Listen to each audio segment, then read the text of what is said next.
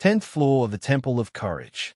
13 narrowed his eyes as he looked at the wide-open plain right in front of him. There was not a single blade of grass nor a place of elevation in sight. The entire place was merely a flat, wide plain, giving most people no place to hide. He could easily see monsters in the distance, all of whom had detected his presence. All of them were rank 4 monsters, and they consisted of lions and hyenas. As the familiar chuckle of the hyenas reached his ears, he subconsciously remembered the time when he was still in the Valbera archipelago. I see. So this place is meant to weed out the weak. Oh. 13 muttered. With no place to hide, it was very easy for the monsters to see his location, allowing them to focus their attention on him. Blackie, let's go, 13 ordered as he mounted the nightmare black hound and urged it to run to look for the portal meant to take him to the next floor. The rank 4 monsters immediately gave chase, not noticing that 13's parade of 100 demons had begun to run in the opposite direction. Their goal was simple: look for the teleportation portal and find the boss monster of the 10th floor. Depending on the type of boss monster that was present on the flat plains, 13 would make plans to give it an injury, leveling the playing field for the other wanderers. According to his estimate, if the hero party, Siri, Stella, and the elites of his battalion worked together, they would be able to bring down a rank 6 sovereign. That was the maximum rank of the monster that they could face after using everything in their disposal. If they faced any rank 7 monsters, they would start having casualties, which was something that 13 wanted to avoid at all costs. Because of this, whenever he discovered any rank 7 monsters, he would dispose of them, allowing the wanderers to pass to the next floor without suffering mass casualties. Even now, the wanderers could still die if they fought against rank 4 monsters. But since they were fighting it as a group, 13 believed that they would have a higher chance of survival. If the teenagers died in fighting against them despite being in a group, 13 believed that they weren't meant to clear the Temple of Courage. He was doing his best to make sure that everyone could return home to Pangea, but he couldn't hold their hands forever because it would be detrimental to their growth. Also, if they don't put enough effort in clearing this mission, they will not get proper rewards when the chain quest is over, 13 thought. While getting the adamantine-grade equipment were probably the best thing that the Wanderers could get in this mission, he believed that their potential to gain more in the final stage would help boost their confidence, on top of the rewarded items, which would help them in their next wandering. They must have entered the temple by now, 13 mused. I just hope they won't rush too much just to catch up with me on the upper floors. Meanwhile, on the first floor of the Temple of Courage, a maze. Erica frowned. I hate mazes. Can we just blast all these walls? You can try, an absolute named Arlo replied. But those walls will not be destroyed using such methods. TSK. Erica clicked her tongue in frustration. Listen, I know that you want to catch up to Zion, but we should move at our own pace. Shana, who was also frustrated that the teenage boy had decided to challenge the Temple of Courage by himself, said in a famed tone. That's right, Roland commented. We must focus on clearing these trials on our own. I'm sure we will meet up with him sooner or later. Erica sighed before nodding her head. Fine, let's just move at our pace. Sherry, whom Erica had invited to join their party, followed behind the sorceress. Since the enemies they were facing were only rank 1 horned rabbits and they had a guide named Arlo leading them, they traveled at a fast pace. Although they weren't as fast as Zion, they were still able to clear the first floor within an hour, smoothly proceeding to the second floor. There were currently 5 Wanderer teams that were currently challenging the Trial of Courage. The first team was led by Roland. The second team was led by Kyle Walkers. The third team was led by David. The final team was led by Sean and the members of the Siny faction. Each team had a guide of the champion rank, allowing them to progress faster inside the temple. After the Wanderers all cleared the first floor with ease, a middle-aged man stepped inside the first floor. It was none other than the demonic salamander, who had sneaked inside the temple in order to have his wish granted. Since he wasn't in a hurry to clear the challenges, he waited for the Wanderers to go in first before stepping inside the temple. He had been observing all of them from the beginning, but he didn't see the teenage boy named Zion, who was their leader. Using his sharp senses, he overheard the Wanderers talking that Zion Leventis had decided to challenge the temple alone, which made the demonic salamander arch an eyebrow. Either their leader is hiding his strength, or he is simply a fool, the demonic salamander thought as he traveled through the maze. All the horned rabbits that respawned in the temple had avoided him like a plague, allowing him to move unhindered on the first floor. The demonic salamander took his sweet time as if he was merely taking a stroll in the park. Since he didn't want to be discovered by the wanderers, at least for now, he simply stayed in the first floor for an hour longer before entering the portal which led him to the second floor of the temple. Meanwhile, high above the 13th floor, an old man stood at the center of an arena, holding a staff with what looked like a mechanical clock on its end. His gaze was locked on the teenage boy who was on the 10th floor, riding on the back of his nightmare black hound, who outsped all the monsters in the open plains, preventing anyone from getting close. His wizened gaze focused on 13's face, making the corner of his lips rise up into a devilish smile. Just how vast is this place? 13 thought. It had been 6 hours since he entered the 10th floor, but neither the location of the portal nor the boss monster had been found. In the past few hours, he made sure to evade any direct clash of the monsters, preserving his strength for the boss monster. However, the 10th floor was extremely vast and spacious.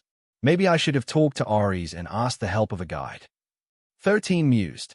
Though if a guide had come with me, then I wouldn't have been able to use my full power at the get-go. Oh, well, I guess I'll find the boss and the portal eventually. A few more hours passed, and Blackie was now feeling exhausted after running non-stop in an attempt to avoid the monsters chasing them as they searched for the boss monster and the portal that led to the 11th floor.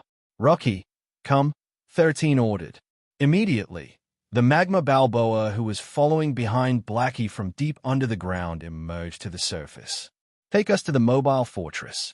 Blackie needs to rest. Rocky nodded, then swallowed 13 and Blackie before diving back into the ground. I'll take a nap first, 13 said. Wake me up if you find the boss or the portal. After giving his orders, 13 looked at Cranky, who was lying face up on the ground.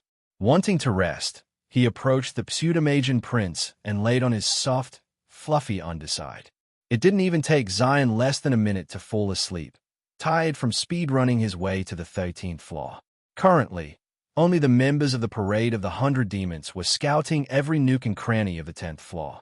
The teenage boy was confident that they would eventually find what they were looking for, so he decided to take a nap to recover his strength.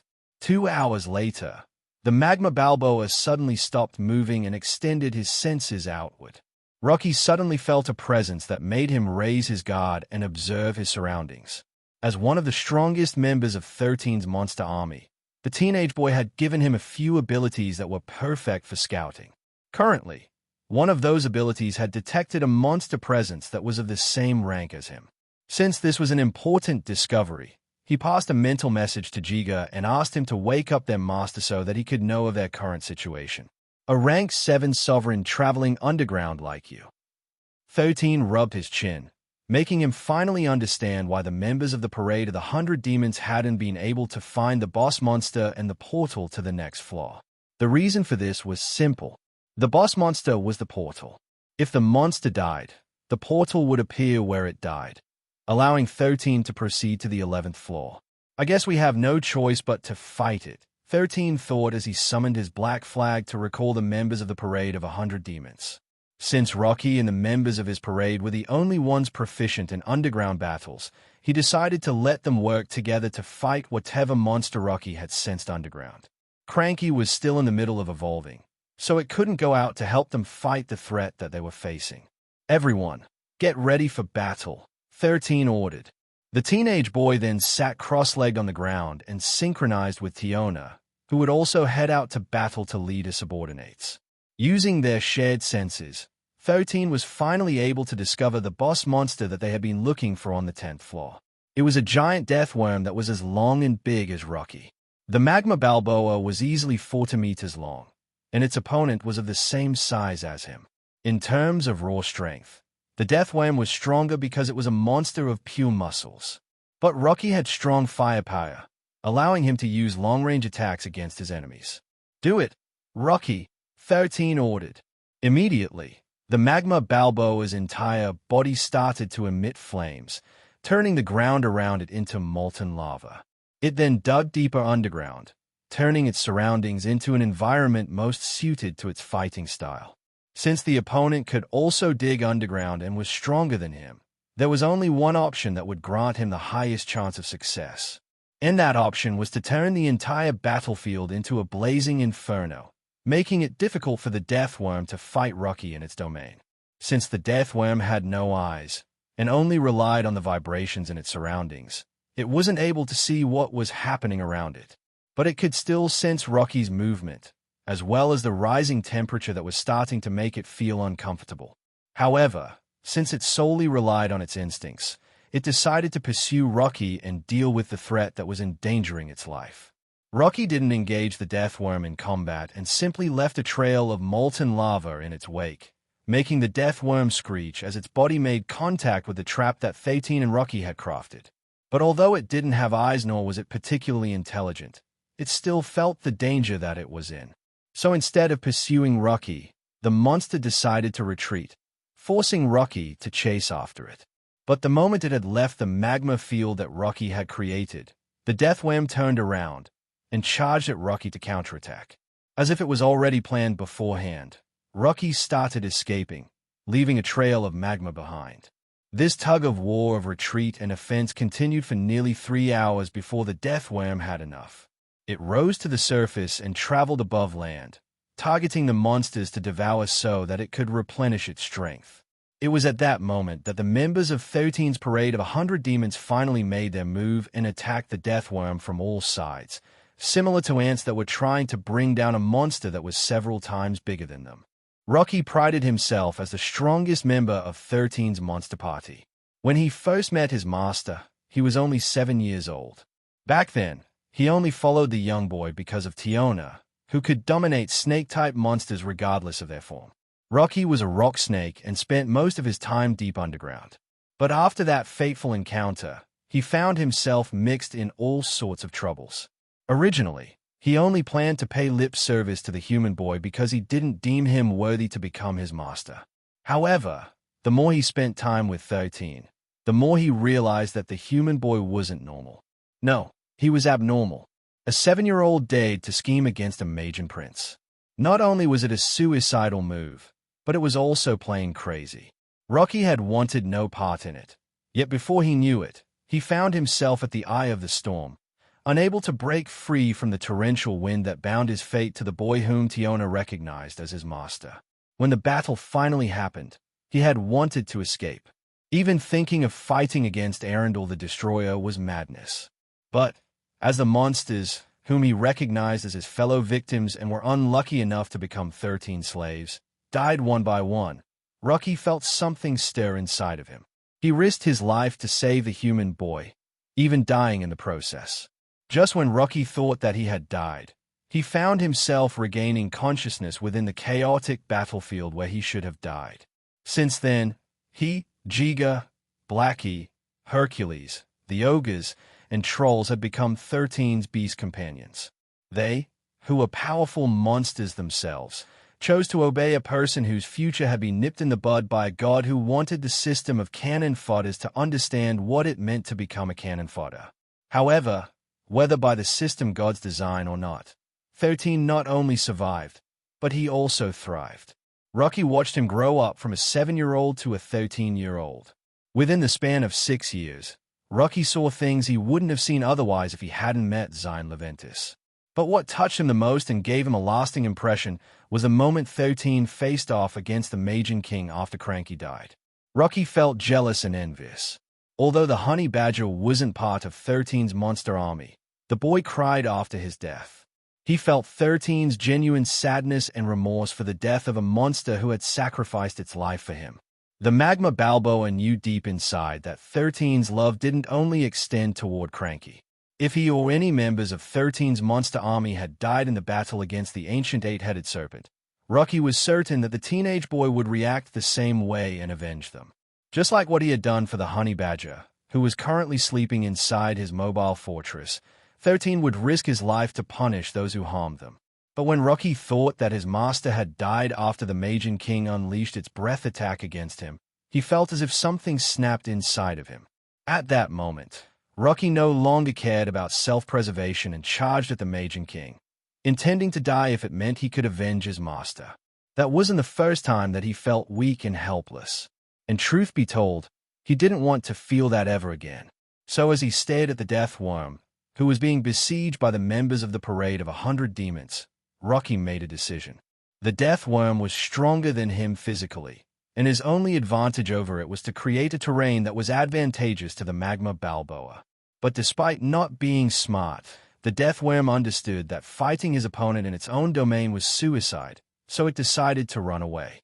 Rocky believed that the same thing would happen again, so he made a bold decision. He would fight the death worm head-on without taking a step back. With a roar filled with its desire for battle, Rocky covered its entire body in flames and charged at the death worm at its fastest speed.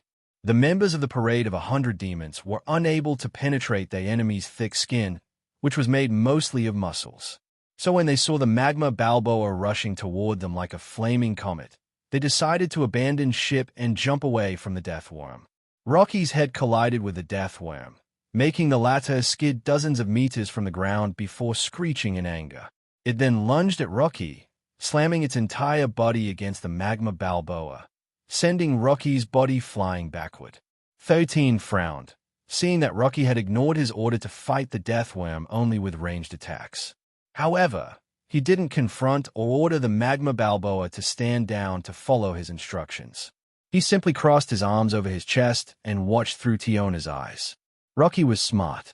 13 knew that. But he also knew that even smart people would make stupid decisions from time to time. He didn't know if Rocky was doing something stupid or not, but he could tell that the magma Balboa wished to fight the death worm in a one-on-one battle.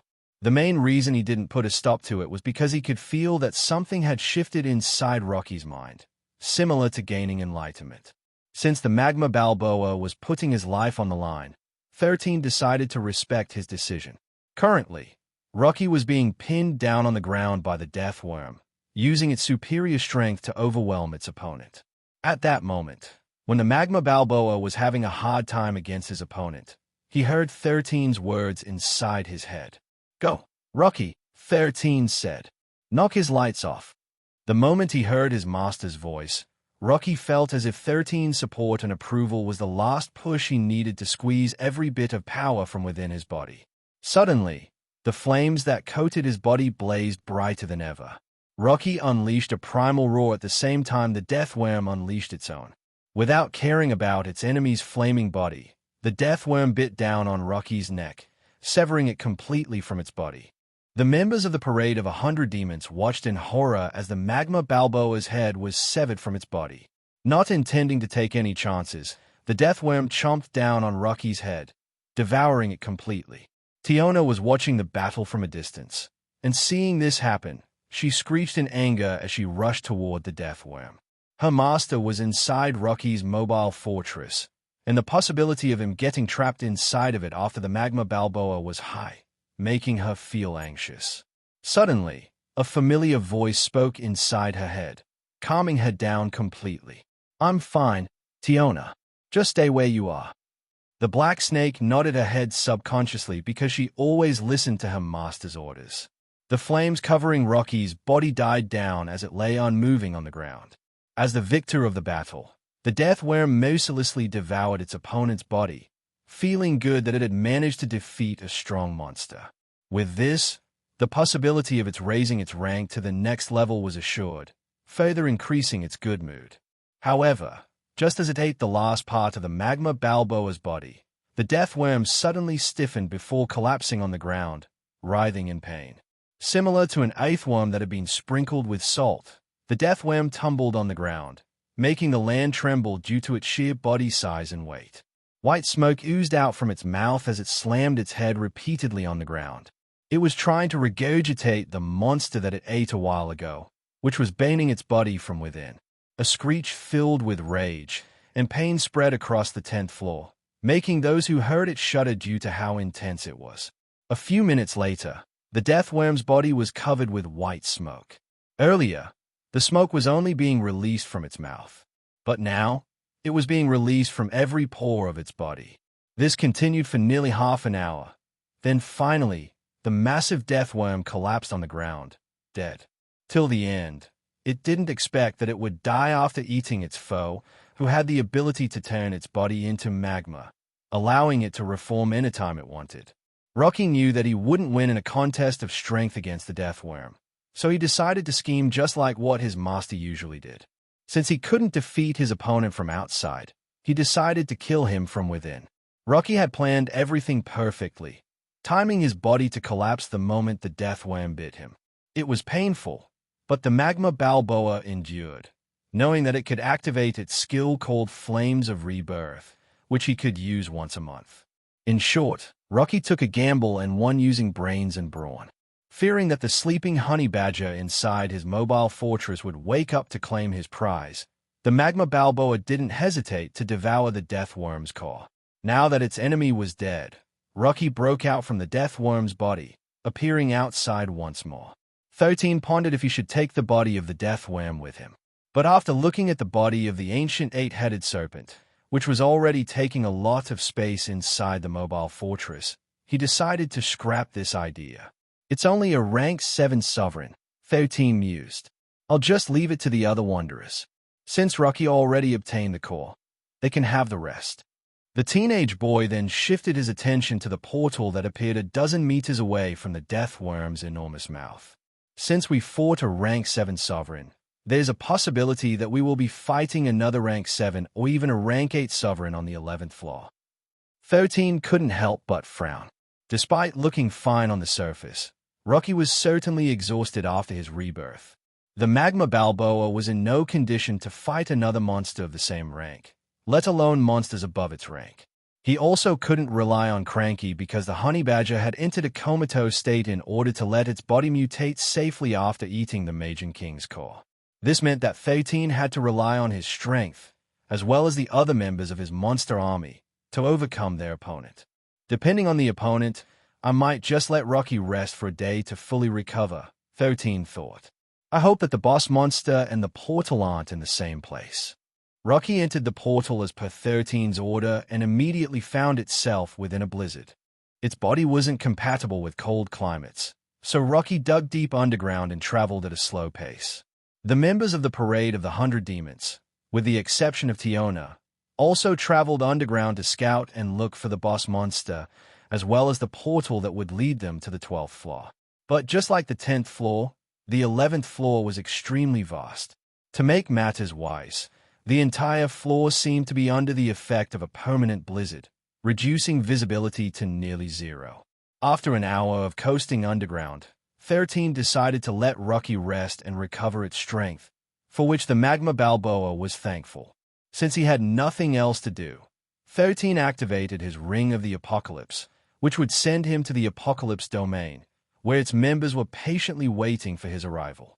The moment he appeared, he was suddenly greeted by all the members, which took him by surprise. I admit I've underestimated you, 13, Beelzebub said. To think that you could beat Orokai, whom even I can't beat on my own. It is truly praiseworthy. That's right, another member of the Order commented. It seems that we have truly underestimated you. Why don't you ditch that weakling Kamazotz and join our faction instead? I will make sure to take good care of you. F***ck off, Paimon. Kamazotz shouted in anger. You're just emergency food. Hotilda, it looks like this bat suddenly gained the balls to speak up. Paimon sneered. Just where did your confidence come from? Huh? Are you thinking that 13 would save you from me? B***tch, who's afraid of who? Kamazotz sneered back. Once my armor is fixed, how about you and I fight in a duel? I'll wipe the floor with your face. Although both of them were Majin princes, Paimon was still stronger than Kamazotz. However, the Death Bat wasn't afraid because 13 had promised him that he would give him an armor that was made from the scales of a Majin king. Even a Majin prince wouldn't be able to easily break its defenses, so he was confident that he would be able to beat Paimon in a duel. While the two Majin princes were bickering with each other, 13 slipped away to talk to Metatron. He wanted to revise one of the agreements he had with the God of the Apocalypse because he believed that he could gain something from the Temple of Courage.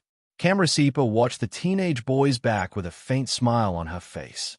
She was certain that the weakest member of their organization had something in mind, which would allow him to regain the losses he had suffered after giving Zed his freedom back. 2 days after the Wanderers entered the Temple of Courage, Roland's group finally arrived at the 6th floor of the Temple of Courage, looking very tired and exhausted. While the teleportation gates from the 1st floor up to the 8th floor could be found in fixed locations, the journey to reach them had been quite hard. Their path had been littered with monsters, and dealing with them as they moved forward slowed them by a lot of time. The other thing that buffered their travel time was the environment of each floor.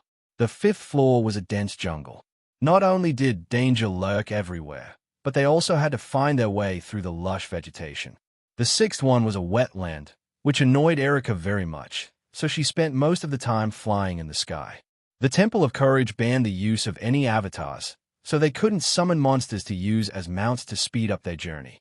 They weren't like 13 who could travel with the help of Rocky and Blackie, allowing him to clear each floor as fast as possible. Frogs at 3 o'clock. Erica shouted from the sky before hurling a fireball in the direction of the monster lurking in ambush from under the water. Thanks to the monocle 13 had given her, she was able to sense the heat signatures of monsters lurking in the wetlands. But reptiles such as frogs, lizards, and snakes were nearly invisible to her monocle because they were cold-blooded animals. However, despite their advantage, Erica's new ability allowed her to detect even near-invisible monsters within a 300-meter range with her at the center. She had gained this ability after 13 defeated the Majin King. The name of this skill was called Danger Sense. It was a very powerful ability, but Erica could only keep it active for 2 hours max. After that, it would enter a cooldown time of 3 hours before she could use it again. Right now, this skill was activated because they had been ambushed by a rank 3 red frog that was hiding under the ground. Fortunately, everyone was on alert, so Diana had been able to block the attack, followed by Derek who swiftly went in for the kill. "This is annoying," Erica complained as she, Shanu, and Diana hovered above their team, keeping watch of their surroundings. 13 had gifted the Saintess a pair of wing earrings, which would transform into a winged helmet when activated. When the winged helmet was active, Shanu could summon a pair of angelic wings behind her back, allowing her to fly in the sky. Diana, on the other hand, was able to get a pair of black steel wings from the steel falcons that 13 had captured. Sherry looked enviously at the 3 ladies flying in the sky because she had no choice but to walk through the muddy wetlands. It would be nice to ride a flying avatar, but the temple unfortunately restricted them. It was not only her who felt this way. Roland, Joshua, Derek, and Mildred were also suffering from their current environment. "If we continue heading north, we will arrive at the teleportation gate in half a day," Arlo said. He was one of the guides leading the Wanderers in the right direction so that they could clear each floor as fast as possible. "What kind of boss monster lives on this floor?" Roland inquired. "The boss monster we fought when we entered here a year ago was a giant black anaconda, a rank 5 sovereign," Arlo answered. "But since a new boss monster will appear 2 weeks after the previous boss monster has been killed, the possibility of it not being another black anaconda is high. Please be careful because the monsters here in the wetlands always rely on surprise and sneak attacks." "I hope the next floor is better than this one," Erica grumbled. "Well, I won't say it's better, but the hardship is on a different level," Arlo commented. "The 7th floor is a desert, and it's very hot during the day and very cold during the night. Similar to the wetlands, most monsters hide under the sand, especially the scorpions and sand snakes." Erica groaned in frustration because although he disliked the wetlands, she could still remedy it by flying. But the hot desert, that was bad news for her skin. "Hey, Zion, what floor are you on right now?" Erica asked Tiona's clone, who was currently coiled on her neck. "I'm on the 11th floor," 13 replied. "Talk to me later. I'm about to fight the boss monster." Erica clicked her tongue because the difference between her team and Zion's team was like heaven and earth. It took them 2 days to reach the 6th floor, yet the teenage boy was already fighting the boss of the 11th floor. If only the sorceress had known that 13 had planned to sneak away during the night, she would have insisted that she slept beside him like usual. "This is driving me crazy," Erica shouted in anger. Everyone could only sigh and nod in agreement. This environment was indeed driving them crazy, and they still needed to travel for half a day before they reached their destination. Meanwhile, on the 11th floor, from within a blizzard, the sound of fighting could be heard.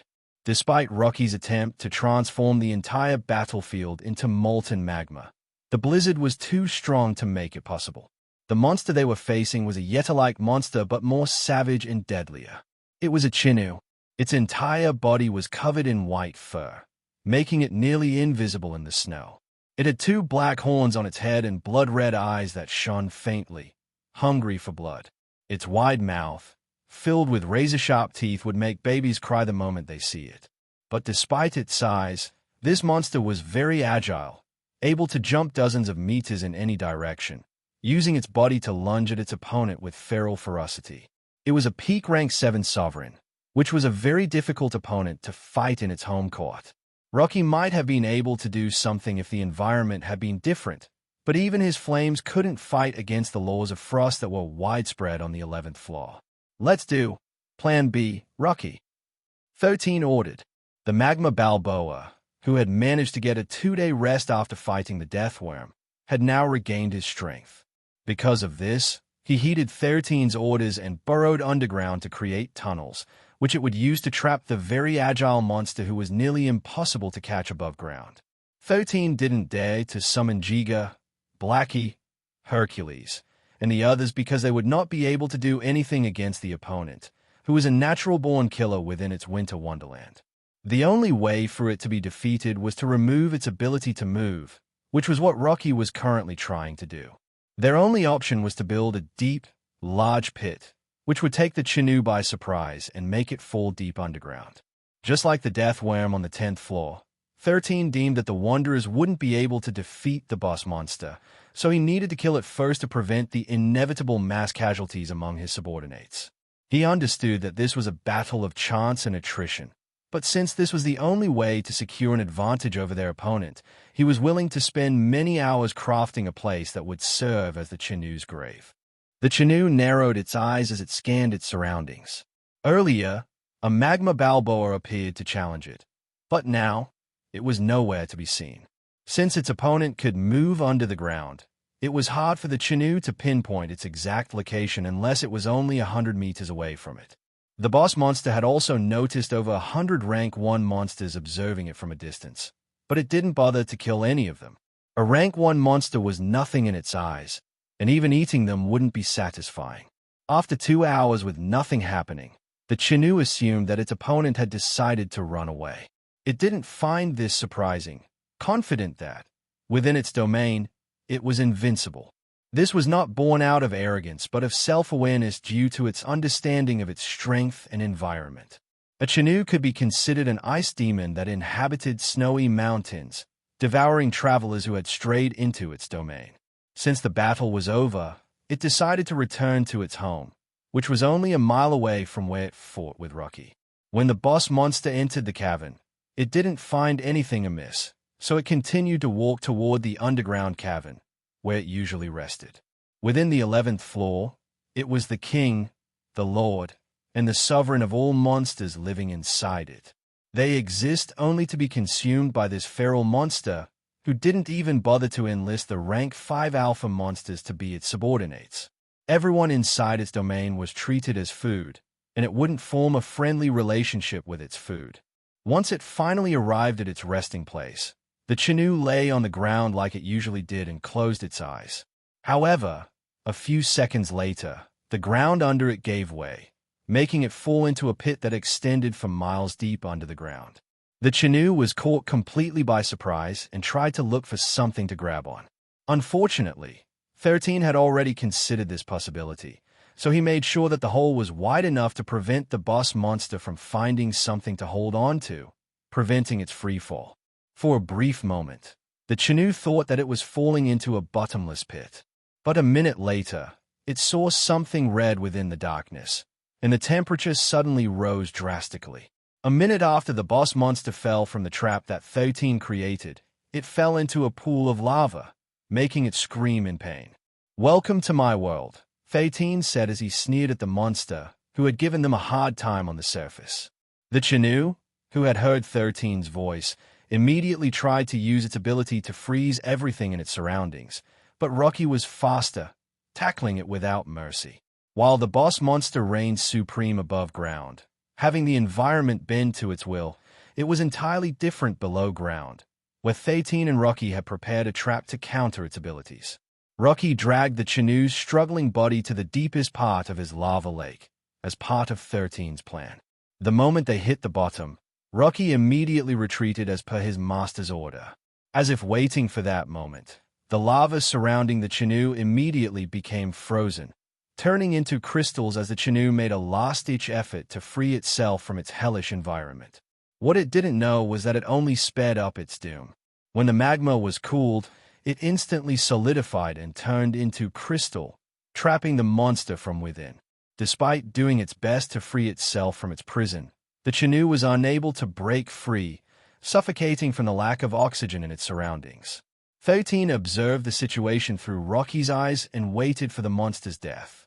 He didn't dare to act prematurely just in case the monster had entered some kind of near-death state, allowing it to slow down its heartbeat. If he moved to check the Chinoo's condition by breaking the crystal, there was a chance that it might regain its freedom. No matter how confident he was that the boss monster wouldn't be able to return to the surface even if it managed to escape its crystal prison, 13 didn't want to take any chances. He only quietly observed what was happening above and below ground. A few minutes later, a portal appeared in the cavern that served as the resting place of the Chinoo, confirming that the boss monster had finally taken its last breath. The members of the parade of 100 demons, who were standing guard outside the cave, reported that the blizzard had stopped completely, further confirming that the Chinoo had finally been defeated. Rocky, take it inside the mobile fortress, 13 ordered. Rocky nodded and started to melt the crystal that trapped the Chinoo in place. Although its body was burned in some places, it was mostly intact, which meant that it could be used as material for crafting. The monster's core, which was silver in color, emitted an icy mist, making 13 rub his chin as he pondered on what to do with it. After careful consideration, he summoned his Soul Keeper armor and allowed it to absorb the monster core. Since it was an armor that could evolve infinitely by ingesting monster parts, as well as their cores, 13 believed that he would gain some sort of ice or cold resistance, which would be helpful if he ever fought in such an environment. Well, then, I guess I need to inform everyone where the portal is located, 13 thought. After pondering for a few seconds, an idea popped inside his head, so he immediately ordered his monster army, as well as the parade of the 100 demons, to start planting signs that pointed in the direction of the portal. He even made sure to write "Portal is this way" on the signs, to ensure that everyone would find the location of the cave, where the portal was currently at. Since he didn't know where the Wanderers would appear on the 11th floor, he asked his monster army to put signs all over the place. This made sure that they would find what they were looking for the moment they arrived at the Winter Wonderland, which had now lost its sovereign. Jiga pounded the sign firmly on the snow using a big wooden hammer, making sure that it wouldn't fall off even when the ice melted. The Blaze Chad Skunk looked at the signs he had posted all over the place, all of which were pointing in the direction of the cave where the portal was located. Looking for the portal? You are in luck. Go this way, and you'll find it. Erectile dysfunction. Say no more, fam. Salvation is over there. Looking for a happy ending? We got you. Jiga nodded his head in satisfaction as he looked at the signs that he had planted on the ground. The one who wrote on them was his master, 13. Although he didn't understand the meaning behind some of the words written on the signs he posted, he didn't bother trying to find out, thinking it was simply part of human culture. Similar signs were being put in place all over the 11th floor. Due to how vast the floor was, 13 made sure that people would at least see one of the signs, which would lead them closer to the portal for the 12th floor. This massive undertaking took 5 hours to complete, and after everything was done, 13 finally ordered everyone to return inside Rocky's mobile fortress so that they could proceed to the 12th floor of the Temple of Courage. 13 knew that the second to the last floor would be very challenging to clear. The only reason they succeeded in taking down the Chinoo was that they were given enough time to lay down a trap on its dwelling place, making sure that it wouldn't be able to escape. The plan worked well, and they did manage to defeat it. However, he believed that the same trick might not work on the boss monster of the 12th floor. The Absolutes had managed to reach the 12th floor in the past, but after seeing the boss monster, all of them decided that it was impossible to clear, so they all retreated in haste.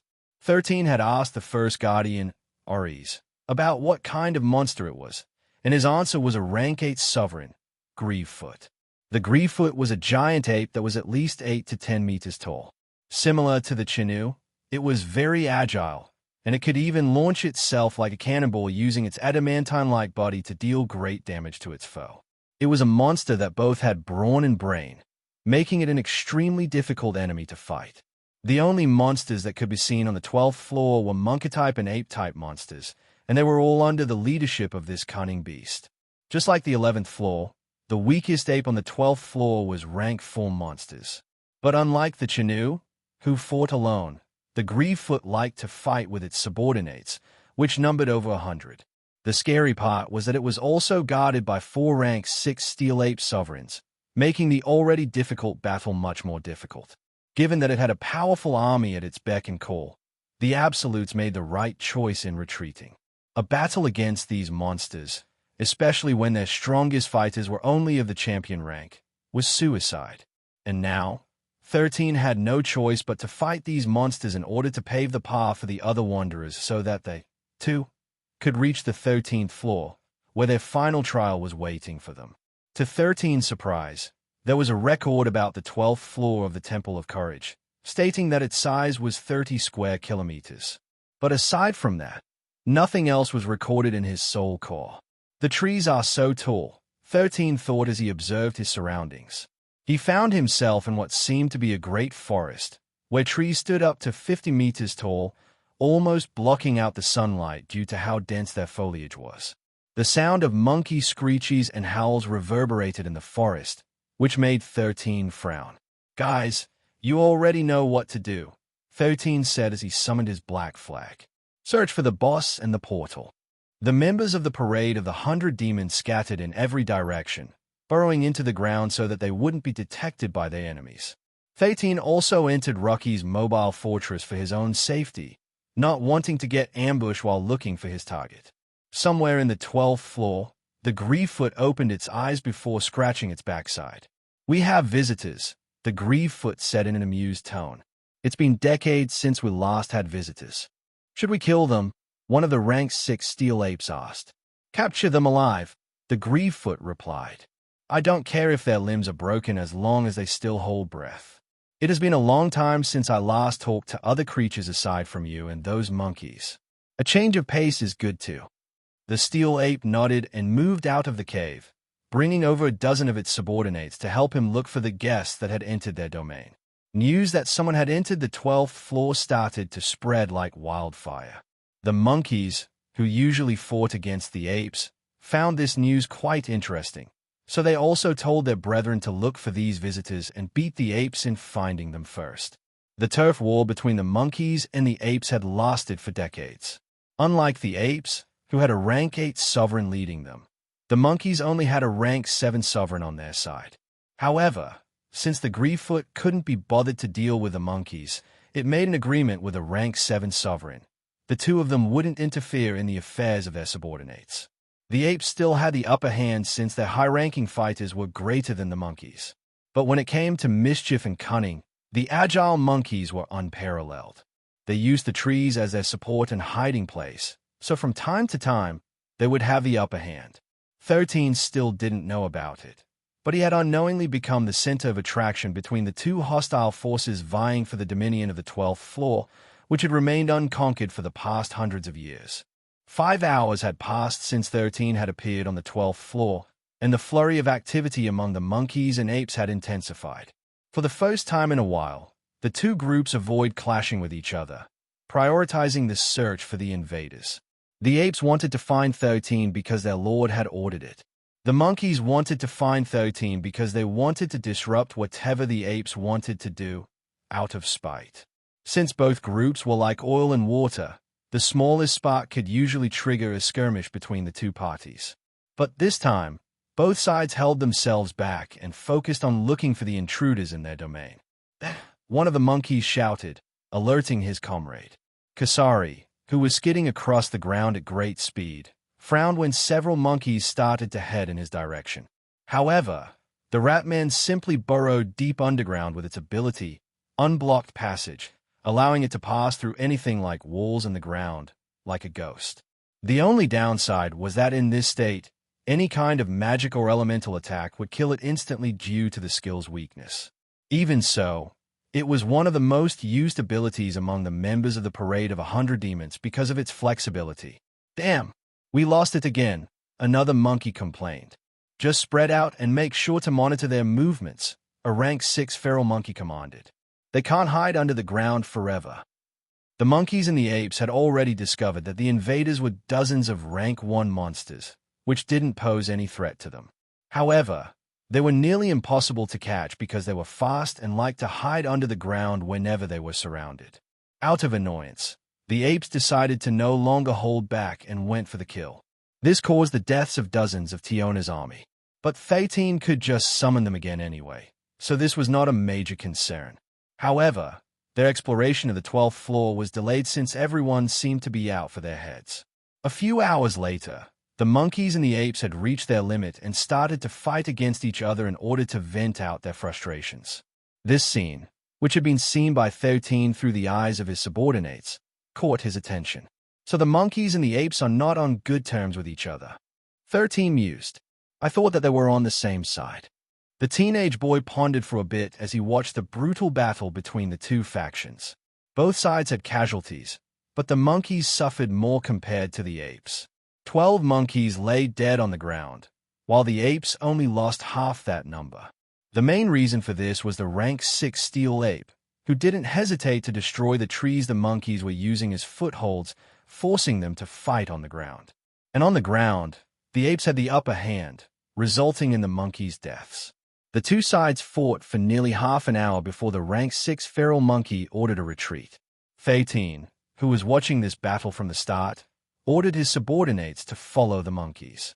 Since the monkeys were the enemies of the apes, he decided to see if he could secure an alliance with them. Also, since his first host was the Monkey King, he was quite fond of monkeys as well. After following the monkeys for quite some time, they finally arrived at a cluster of trees, with tree houses built on them. Even though Rocky and 13 were still a distance away from the city built by the monkeys, the teenage boy was still able to observe the surroundings through Kasari's eyes. "Should we give it a try?" 13 pondered for a bit before ordering Kasari to enter the monkey city and show himself out in the open. "I came here to talk," Kasari shouted with his hands raised in surrender. "Take me to your leader." The monkeys, who had been looking for the intruders, looked at the rank 1 monster in disdain. But before they could do anything, something fell from the highest tree and landed a few meters away from Kasari, sending Date flying in every direction. "Oh, a rat man," the leader of the monkeys, who goes by the name Herahan, said with a smile. "It's been decades since I saw a rat man. Although you guys are ugly, seeing an unfamiliar face still makes me feel that a new wind is blowing here on the 12th floor." Kasari, who had just been called ugly, reined in his emotions as his ability, versatile, kicked in. This allowed him to remain calm in all situations, allowing him to make logical decisions that would ensure his survival. "I come here to represent my master, Zion Leventis," Kasari said. "He wants to know if you and the apes are allies or enemies." The monkeys, who heard the ratman's question, all screeched in anger, making it apparent that they and the apes couldn't coexist under the same sky. "You speak on behalf of your master, so does that mean he is nearby?"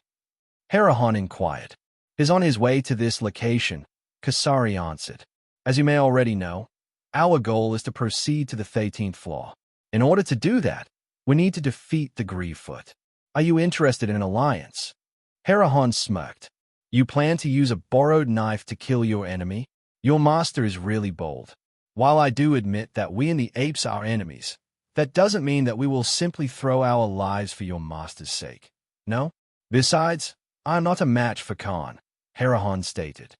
"Unless your master is as strong as him, there's no possible way for us to work together." "Are you sure about that?" Kasari asked. "Although my master might not be as strong as Khan, he has powerful subordinates under his command. Oh, powerful subordinates. Herahan rubbed his chin. How powerful are we talking about? Suddenly, the ground trembled as the magma Balboa emerged from the ground. Herahan narrowed his eyes when he felt that the monster in front of him was of the same rank as him. Rocky and Herahan stared at each other for nearly half a minute before the magma Balboa opened its jaws. At first, the leader of the monkeys thought that the magma Balboa was going to attack, but when he saw a teenage boy emerge from the monster's mouth, the monkey's eyes widened in shock. My name is Zion Leventis, 13 introduced himself. I believe that if we work together, we can do something about this Khan fellow. What do you think, Lord Herahan? The teenage boy looked at the Umbrafang with a faint smile on his face. If the monkeys of this floor joined hands with him, then the possibility of winning against the powerful peak rank 8 sovereign wouldn't be as slim. In fact, the chances to succeed were very high. However, when the surprise on Herahan's face faded, it was replaced with a solemn look, which made 13 feel that something was wrong. We won't wage war against the apes, Herahan declared.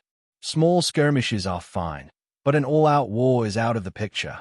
If that monster is your strongest subordinate, then the chances of winning against Khan are just a pipe dream. Just go back to where you came from if you want to keep your life. You have no idea what kind of monster you are dealing with. Then please enlighten me. 13 inquired.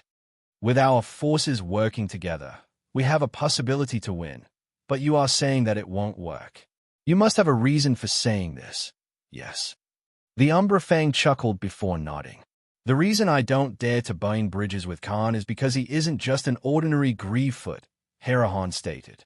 He can actually raise his rank and become a peak rank 9 sovereign in an instant. He can maintain this form for an hour before regressing to his original rank. However, the scary part is that there's no side effect. Usually, if you are forced to raise your rank in that manner, you will suffer a backlash when the effect of the ability fades. But Khan has no problems with that. I only managed to escape because I had superior mobility compared to him. In a frontal battle, I'd be lucky if I can last for more than 10 exchanges. 13 quieted down after hearing the Umbrafang's words. But instead of being deterred or intimidated, the teenage boy's desire to eliminate the threat to the Wanderers only grew. Thank you for the information, 13 said. But I will still be fighting against Khan after a few days. I will send a messenger here to inform you about that battle, so feel free to watch from the sidelines. After saying what he had to say, Rocky closed his mouth and started to burrow on the ground. Kasari gave Herahan a brief nod before he, too, merged with the ground, vanishing from sight. Herahan stayed at the location where 13 had vanished before shaking his head helplessly. A foolish human, Herahan thought. Retreat is an option, yet he still chose death. What Herahan didn't know was that, for 13 and his comrades, retreat wasn't an option. If they couldn't even defeat the boss monster of the 12th floor, it would be impossible for them to enter the 13th floor, which would complete the trial that had been given to them by the God of Wanderers. 7th floor of the Temple of Courage. It's so hot, Shana muttered as she activated the power of her silver banner to help everyone recover from their fatigue. Traveling through the desert was very difficult. If not for the fact that they came prepared, they would definitely suffer a lot. Despite the heat, everyone was wearing hooded robes with masks covering half of their faces. They had just entered the 7th floor a few hours ago, and all of them were starting to feel exhausted because of their non-stop journey. Fortunately, we arrived here past noon, Shana thought. We'll just need to wait for a few hours, and the desert will cool down when night comes. But Shani also knew that the night also brought its own set of troubles. For one thing, the desert would become extremely cold at this time, and the monsters that hunted during the night would become active. Earlier, Erica asked Tiona's clone where Zion was, and the answer made their guide, Arlo, almost cough out blood. I'm currently in the 12th floor. Arlo and his people had once reached the 12th floor, but after that, they never stepped foot on it again. They could still deal with the rank 7 Umbrafang if they were willing to sacrifice some of their people. But the rank 8 Greefoot was an entirely different beast, and they didn't want to mess with it. It would not even be a fight. It would just be a one-sided massacre. I don't know how your friend managed to reach the 12th floor faster than we did, but one thing is clear. Arlo said in a solemn tone. That will be where his journey ends. You're only able to say that because you don't know who he is, Erica replied. That brat, Zion, has already faced a Magian prince and a Magian king. Do you really think he'll be scared of a mere rank 8 sovereign?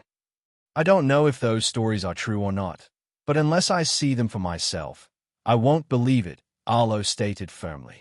You have too much trust in that boy, Zion. He might say that is already on the 12th floor, but he could be lying, you know. And why would he lie? Derek, who didn't like Arlo's condescending tone toward his master, asked.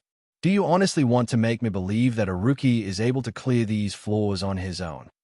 Arlo scoffed. We might have even passed him during our journey, while he is wandering aimlessly on the lower floors. The 2 squads of wanderers, who were accompanying the hero party, all looked at the Absolute weirdly. If not for the fact that they had spent a lot of time with Zion Leventis during the trials that they faced, they might have sided with Arlo. But since they had become part of the Knights of the Apocalypse, they had long started to think that Zion Leventis was someone who could always do the impossible. With his achievements, it was hard to not think of it as a miracle. Not only had he defeated a Magian prince, but he had also come face to face with one of the 7 fiends of the world, Mammon, during his first wandering. He had faced the Artemians in the Arcadia archipelago. He managed to reclaim the northern regions of the Rigel continent and struck an agreement with the Earth Dragons, allowing the Dvalan Federation to finally see the light at the end of the tunnel. He stopped the war between the Lizard Men and the Rat Men. He supposedly defeated a Magian king and beat it up with a stick. Although the Wanderers were still feeling doubtful that it was actually Zion who defeated the Magian king, it didn't change the fact that they had cleared their second mission and that the ancient 8-headed serpent was nowhere to be found. Since the members of the Siny faction and David, who was the leader of the elite faction, had witnessed the battle, even showing the others the snake scales that came from the Magian king, everyone was starting to think that their super rookie was truly super in many ways. Zion, our guide doesn't believe that you're on the 12th floor, Erica complained to Tiona's clone that was coiled up on her neck. He thinks that you on the lower floors that we already passed through. Tell him that once you guys reach the 10th floor, you will see a dead death worm with the insides of its body burnt to a crisp, 13 replied. Then when you reach the 11th floor, you guys should keep an eye out for the signs that I planted on the ground. These signs will lead you to the portal that is located in a cave, where the portal that leads to the 12th floor can be found. The 12th floor boss monster is a bit troublesome, so I might need some time to kill it. But rest assured, I'll be done with the Lord of the Apes once you reach this floor.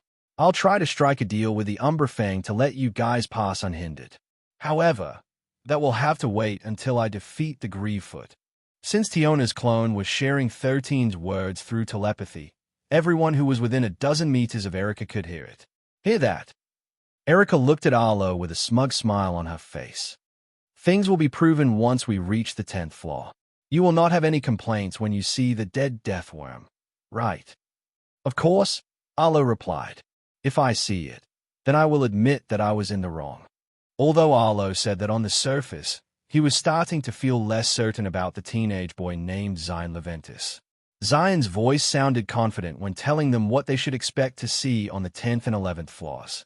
Even now, Arlo still didn't believe that the teenage boy could survive alone in the Temple of Courage because he was still a rookie. Of course, Erica and Sherry had no intention of telling the Absolute that Zion was not really alone. He was conquering each floor with the help of his monster army, which was a secret that only Erica, Sherry, and Drazit knew at the moment.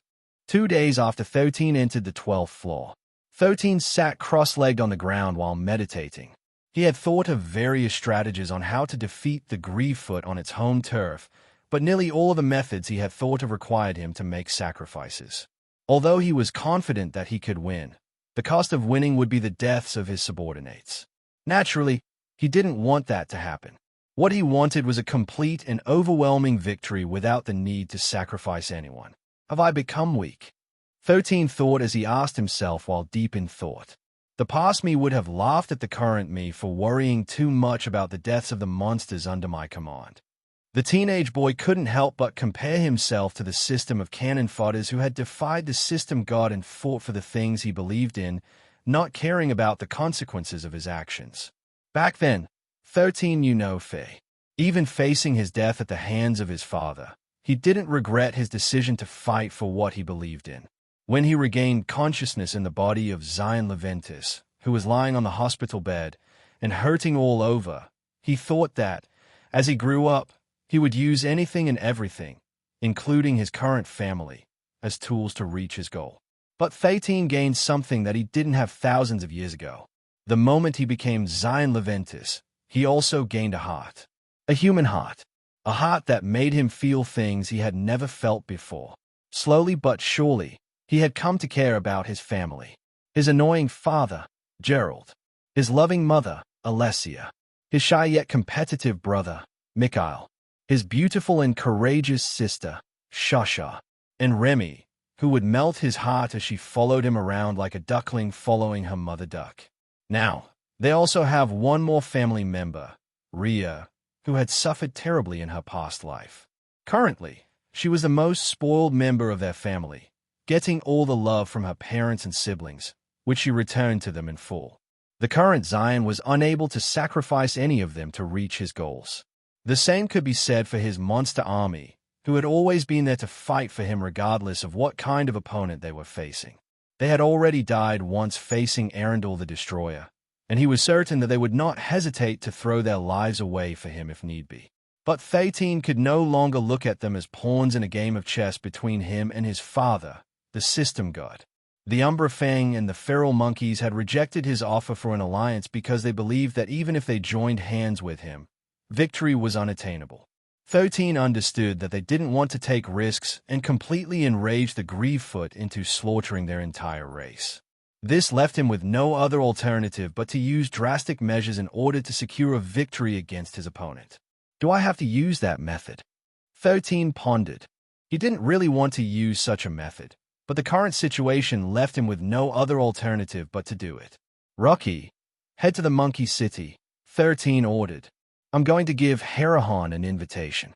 Rocky obeyed and headed toward the location where his master wished to go. Half an hour later, they arrived at the monkey's abode, catching the attention of the Umbra Fang, Herahan. You've returned, Herahan said in a teasing tone. Have you decided to leave this place? No, 13 replied. I came here to send you an invitation. An invitation? Are you once again inviting me to form an alliance with you? No, that was not my intention. Then, what is your intention? Herahan inquired. I want you to watch my battle against the Grievefoot, 13 said. It will be held tomorrow at noon. The location of the battle will be at Khan's Nest. You sound confident. Herahan rubbed his chin. Where's your confidence coming from? You'll see tomorrow, 13 smirked. So, are you coming? Herahan pondered for a bit before nodding. Very well. I'd like to see where your madness takes you. Good. 13 smirked. I'll see you tomorrow then. After passing his message, Rocky swallowed his master and returned underground. At this same time, within Khan's Nest, Kasari walked toward the leader of the apes while being escorted by one of its steel ape protectors. You wanted to see me? Khan asked in an amused tone. You and your group have been sneaking in my turf for the past few days. Despite killing all of you many times, you guys kept on coming back like those undead monsters I've seen in the past. Are you an undead? I'm a demon, Kasari replied with a smile. The type of demon that doesn't die even when killed. Well, you're not wrong. Khan narrowed his eyes. Tell me, why are you here? I came here to pass a message from my master, Kasari answered.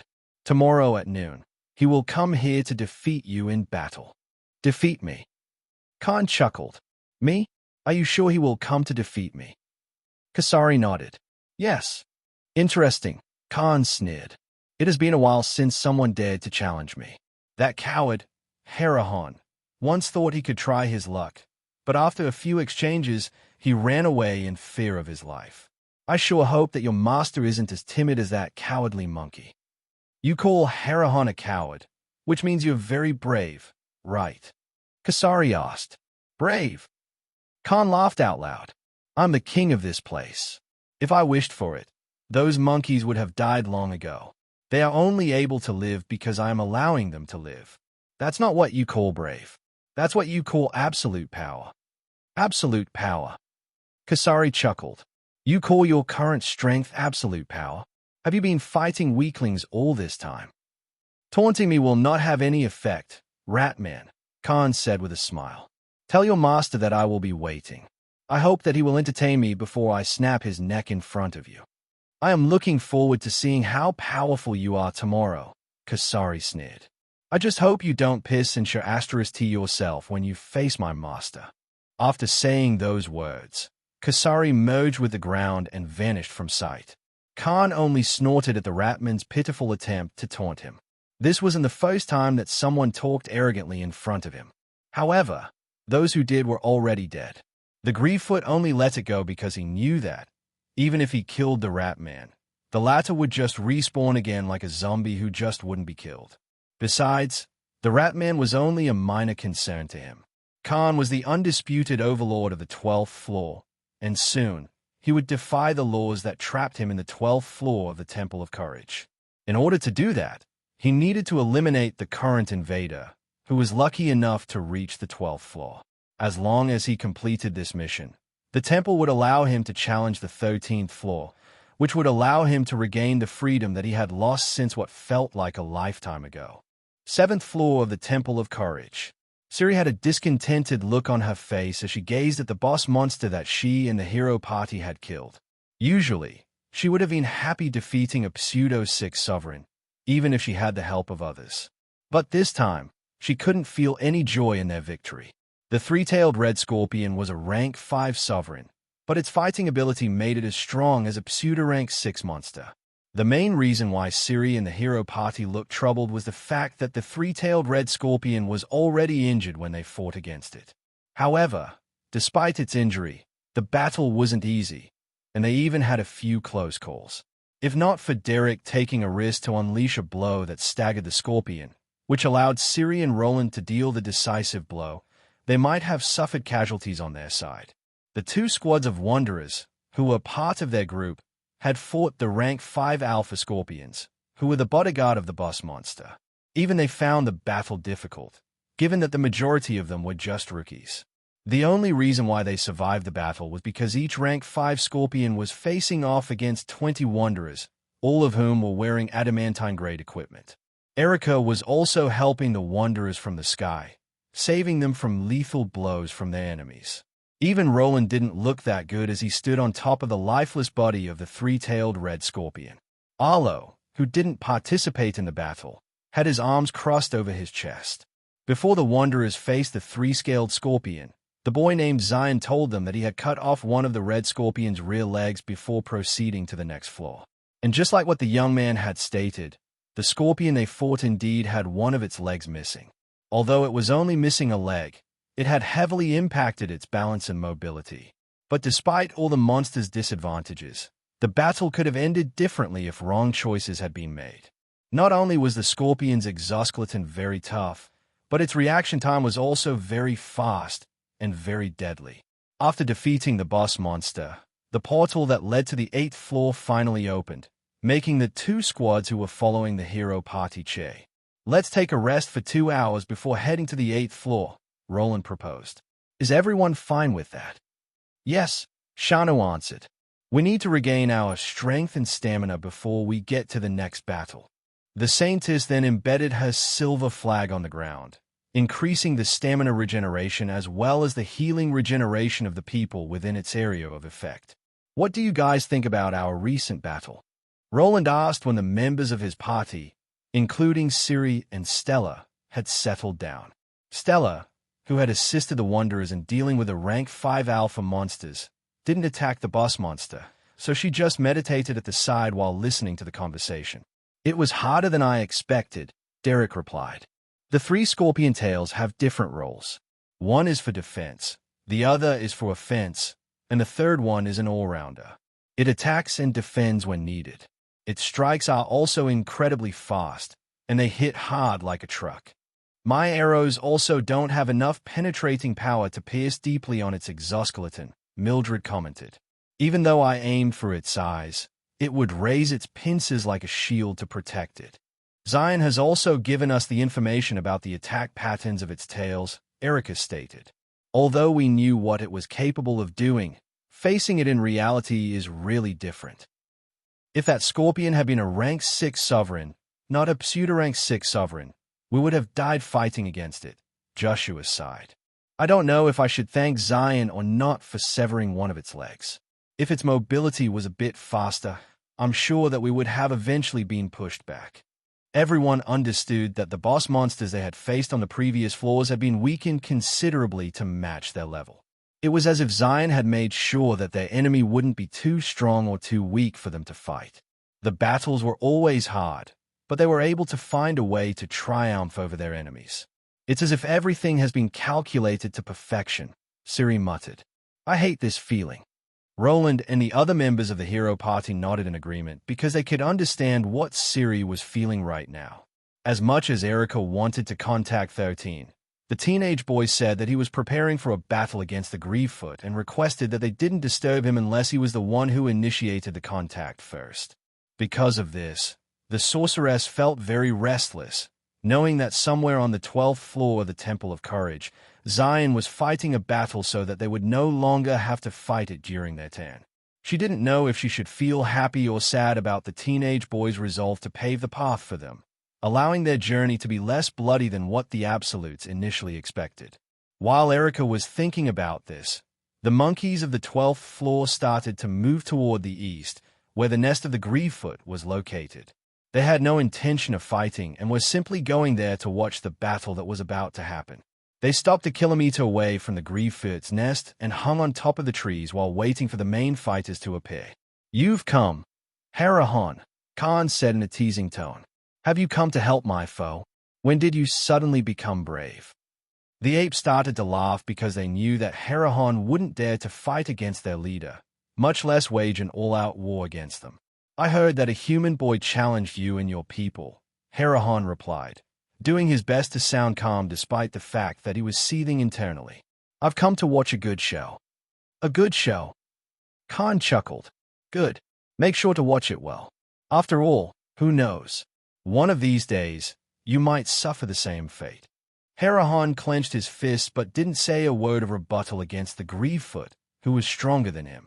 Suddenly, the ground that was dozens of meters away from Khan's throne started to shift and open up, revealing the teenage boy, who had come to challenge the sovereign of the 12th floor to a duel. Zion Leventis, I presume. Khan asked as he observed the human boy who didn't look special in his eyes. That's right, 13 replied. Truth be told, I'm surprised to hear that the leaders of the 12th floor are very fluent in human language. You guys are very smart. Smarter than you, at least, Khan chuckled. Because no sane human would dare to challenge someone like me, especially when they are as weak as you. You're not wrong, 13 nodded. But who said that I will be fighting you alone? The teenage boy and the king of the apes held each other's gaze. To his surprise, the Grievefoot saw that there was no hint of fear in the teenage boy's eyes. On the contrary, there was even a faint smile at the corner of his lips. It was as if he had everything under his control despite the fact that he was facing off against a monster who could kill him by simply spitting in his direction. You challenge me to a duel, but I'm sure that you don't mean that you're going to fight against me, right? Khan asked, because even 1,000,000 of you will not be enough to defeat me. Oh, I'm not too sure about that, 13 smirked. But I'm really surprised. Just where is that confidence of yours coming from? Harahan, who was listening to the conversation, looked at 13 with a dumbfounded look on his face. A weak human dared to ask a peak rank 8 monster, who could also increase his rank to a rank 9 sovereign if he wished, where his confidence was coming from. Even the apes serving Khan couldn't help but look at the teenage boy in shock, wondering if his head had been kicked by a monkey when he was still a child. You're asking Emmy where my confidence is coming from? Khan, who was sitting on his throne, sneered. Yes, 13 replied. I find it funny that you think that you're some kind of big shot. The sneer on the Grievefoot's face widened before he picked a fruit that looked like a coconut from the small pile beside his throne. He then flicked it towards the teenage boy, aiming for the latter's foot so that he would kneel before him. But before the pebble could hit 13's legs, O1 appeared and hit the coconut with its spiked steel bat, sending it back to Khan with double the speed. The rank 8 monster caught the coconut between his fingers before crushing it completely. "Is this why you are feeling cocky, boy?" Khan asked in disdain. "You think you can defeat me with a single rank 6 ogre?" After eating the Majin King's flesh and blood, O1 and O2 had finally increased their ranks to the next level, becoming rank 6 ogre juggernauts. But despite standing 5 meters tall, the ogre was still smaller than Khan, who was twice his size. "Who said that I have only one ogre?" 13 arched an eyebrow. "Even if you have more, what can you do?" Khan said with contempt. "You are going to fight me and my subordinates. You and what army?" 13 snapped his fingers, and O2 appeared by his side. After that, Jiga, Blackie, Hercules, T1, the Trolls, and Ratatoska made their appearance. The teenage boy then held a black banner in his hands, and the parade of 100 demons, numbering 200, appeared before him. Finally, Rocky rose from the ground and roared at the Grievefoot, raring to fight. Harahan, who was watching from a distance, couldn't help but frown after seeing 13's army. 1 peak rank 7 sovereign, 6 peak rank 6 sovereign, nearly a dozen rank 5 alpha monsters, and 200 rank 1 monsters who would serve as cannon fodders. This lineup was enough to give the monkeys a headache, but it would not pose a threat to the apes, who had the same number of rank 6 sovereigns, double the number of alpha monsters, and hundreds of rank 4 monsters making up the bulk of their army. Khan stared at the teenage boy's pitiful army before laughing out loud. While he was surprised that the boy was hiding strong subordinates under his command, this puny army was nothing compared to his own. His laughter became louder, making the trees in the surroundings start to sway from the sheer force that was coming from his body. "Ha ha ha! This is where your confidence is coming from." Khan laughed. "Yes," 13 replied. The Grievefoot once again laughed out loud because this was the funniest thing he had ever heard in his life. This wasn't the first time that he had interacted with humans. He had already dealt with them before he was forcefully taken to the Temple of Courage to become the boss monster on the 12th floor. He truly felt the scene in front of him very laughable, so he laughed out loud, making his laughter reverberate in the surroundings. But just as he was laughing, a shadow fell over him and his subordinates. Khan's loud laughter halted, and he even nearly choked when he saw the gigantic monster who suddenly appeared out of nowhere. Standing 100 meters tall, Cranky looked down at the Grievefoot with a very annoyed expression, its arms crossed over his chest. The savage colossal honey badger then let out a low screech, as if asking the puny ape, "What's funny, brew?" An awkward silence descended on the 12th floor as both monkeys and apes felt a strong pressure coming from the colossal savage honey badger, who had been forcefully woken up by 13, by thrusting a stick on Cranky's bum while he was sleeping. True to his name, Cranky was feeling cranky right now. However, 13 told the honey badger that he was only forced to wake him up because he was being bullied by an ape. Cranky, who didn't have the heart to smack 13 for waking him up, decided to vent out his frustration on the one who bullied the teenage boy, which led to the current situation. The honey badger, who didn't get the answer he wanted, screeched louder. "Brew, why did you stop laughing?" Cranky asked. "Go on, keep laughing. I want to know why you are laughing before I smack you." Aye. Khan, who was very confident earlier, suddenly found it hard to say anything. Right now, he was looking at an Archon, which was a monster that he didn't have the confidence to defeat. Aon. Archon is the counterpart of a Majin Prince. Since Cranky is not a Jinn, he can't be called a Majin Prince. So Archon is the equivalent of monsters of the same rank as a Majin Prince. Suddenly, a loud laughter was heard from behind 13's army. "Your day has come, Khan." Harahan appeared beside 13, looking very happy. "I am Zion's ally. We have formed an alliance, and we're here to beat the crap out of you." Pyko and Pyko, who had landed on Cranky's shoulder, looked down at the Umbrafang with disdain. When the teenage boy had come to ask them for an alliance, the leader of the feral monkeys refused to fight alongside them. But now, not only was it saying that they were allies, but Harahan was even talking down on Khan as if he had already won the battle. Cranky, who was already feeling cranky, clicked his tongue before using his foot to kick the monkey away from 13's side. The pitiful Harahan slammed into the nearby trees, destroying everything in his path until a tenth of the great forest was destroyed. After dealing with the annoying monkey, Cranky once again shifted its attention to the ape, who was starting to regret his life choices. "I asked you a question, Brew." Cranky emitted a pressure that slammed down on Khan, making him kneel in front of 13, whom the ape wanted to kneel a while ago. "Why did you stop laughing?" Cranky asked. "Continue to laugh, because that will be the last time you will laugh before I smack you to oblivion." Khan, whose fate had been sealed, started to laugh while tears and snot dripped from his eyes and nose. He and the rest of his subordinates knew at that moment that they had royally F***ed themselves up. Cranky, who had shrunk his size to become a 2-meter-tall honey badger, sat on the throne that originally belonged to the Grievefoot, who was confident just several minutes ago. Seated on his left and right shoulders were none other than Piker and Pyko, who had smug looks on their faces. Cranky made a clicking sound with his lips as he raised his hand. As if waiting for that moment, the Umbra Fang, Harahan, approached him and respectfully gave Cranky a tobacco cigar. The leader of the monkeys then lit the tip of the cigar with a lighter 13 had given to him earlier. Cranky then placed the cigar between his lips and huffed before blowing out some white smoke like a mafia boss. "Big brother Cranky's right leg feels stiff," Piker said. "Monkey, give it a massage." "All right away, Miss Piker," Harahan replied, after which he knelt in front of the honey badger and started to massage his right leg. "Ape, are those arms of yours for display purposes only?" Pyko glared at Khan, who was holding a feather fan and fanning Cranky from the side.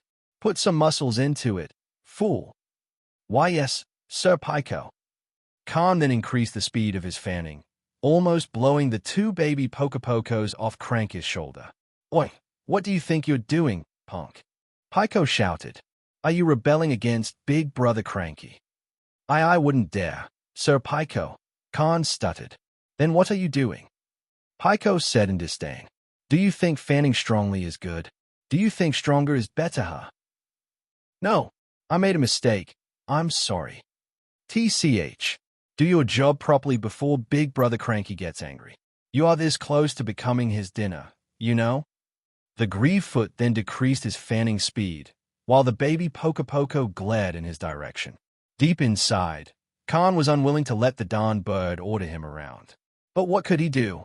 The honey badger was a peacockin, a creature that could easily kill him with a flick of a finger. The monkeys and apes were all kneeling in front of Cranky's throne, not even daring to breathe deeply just in case the honey badger would find fault in them. While this was happening, Jiga was sitting on the ground and drinking the juice of the coconut-like fruit with a straw. There were 2 rank 6 steel apes fanning him from the side, making sure that he felt comfortable. Blackie, Hercules, the trolls, and ogres were also in a relaxed state as the monkeys and apes fanned them from the side. As of the moment, the 12th floor had changed its boss, and the new one was none other than the honey badger, who was listening to Pyker's and Pyko's curses aimed at Harahan and Khan. The portal that led to the 13th floor was already open, and 13 had entered it alone a while ago. He asked everyone to stay on the 12th floor because he didn't want them to see what was going to happen next. Even Tiona, who had always accompanied 13, simply waited for him at the entrance of what seemed to be a giant coliseum. A sign hung at the entrance which read, "Here lies the final trial of the Temple of Courage. In order to honor your courage and resilience for coming this far, the opponent you will face will be just as strong as you. This trial is completely balanced, so you have a 50-50 chance of passing. As to whether you will succeed or not, let fate decide whether you will pass this final test. Required number of challenges, 1. Since the final trial only accepted 1 challenger at a time, Tiona was forced to wait outside because she was also counted as 1 challenger. The temple would decide the number of challenges based on the opponent that they would face. And since all the battles were deemed fair under the heavens, the opponent that 13 would face would be just as strong as him. It has been a while, 13. Stop talking, old man. Your breath stinks. 13 glared at the system god, who was standing at the opposite end of the arena with his arms behind his back. Hoo, you're still as disrespectful as ever. I have many people I respect. You're not one of them. It seemed that being human made you ruder. I need to thank you for that. Being human made me understand what a *TTY father you really are. A chuckle escaped the system god's lips. Although he had a smile on his face, 13 could almost see the nose bulging on his father's head due to annoyance. Do you have anything to say to me? Deus Ex Machina asked. We won't have many opportunities like this to talk. Yes, I actually want to ask you something, 13 replied. And that is, you're only using an avatar, right? You're right. This is just an avatar. Something like this is easy for me to do. 13 nodded in understanding.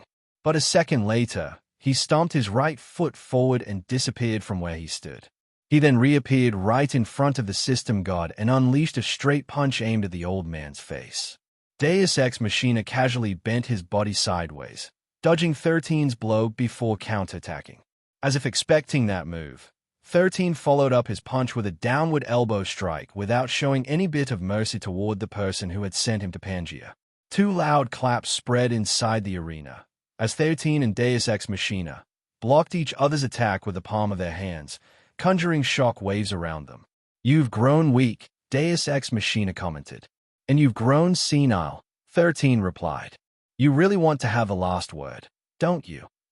That's what my host, Vincent, advised me in the past when picking up girls. Oh, is that also the reason why he's dead? At least he wasn't single when he died. Unlike you. Imagine being 1,000-years-old virgin. You have skill issues, old man. Deus Ex Machina laughed before unleashing a flurry of blows without holding back. 13 didn't back down and faced his father's attack with his own, which was a true start of the battle between father and son, who were both fighting for what they believed was right.